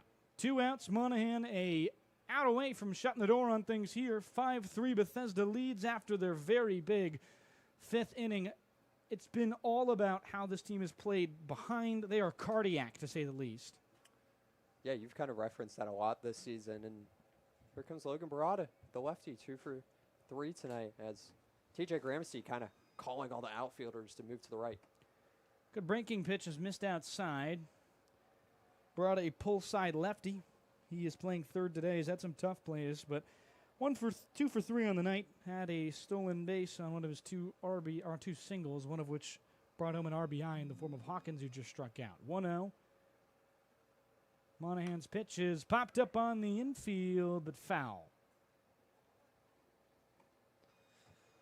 I will say, the one downside of First Responder Field in Olney, it's a great ballpark, I will say, to catch a game. Not too many trees out in the outfield like this. That sun will be shining. We're not going to have a good day in terms of heat.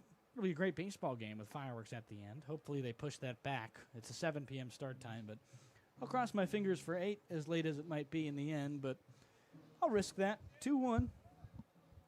That one missed from Monahan. And out away from closing it. Fouled off the umpire's mask. He's okay. ate that one pretty well, and Barada will have himself in a 2-2 count. Monahan a strike away. Crucial matchup in the division. Have another one quickly turn around on Friday. But if you could get this one, you tie it. You leave it up to fate tomorrow to have to beat a tougher opponent than they get, as they get the Grays and we get Alexandria. 2-0 against Alexandria this season, though. 2-2. Monahan. A pitch away.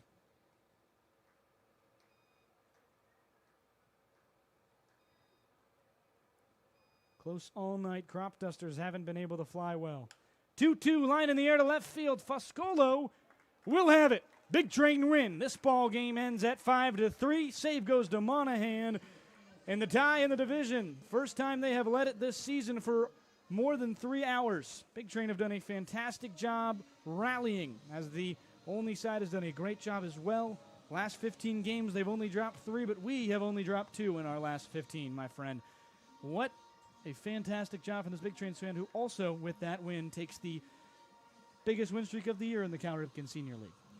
Yeah, 6 games in a row now. If you remember back to last season, Big Train actually rattled off 10. But I think that just goes to show head coach Sal Colangelo what he can do with these guys. Basically a different roster, a couple returners, Brennan Wright, Emilio Gonzalez are the big ones. But head coach Sal Colangelo has a good ball club, and they're clicking now, especially the pitching. Great performance from Austin Monahan to close this one. He is arguably the greatest manager in this, I think unarguably the greatest manager in league history.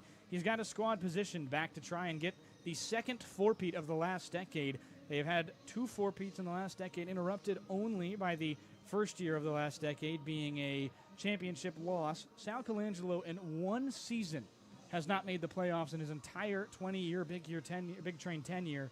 He has been so good. But Alexandria tomorrow night, thank you very much for watching on the Big Train Baseball Network. I've been Carson Cass with Sean McAvoy beside you. See what time it is going to start tomorrow, but 7 p.m. games till Sunday. Thank you very much for watching, and good night.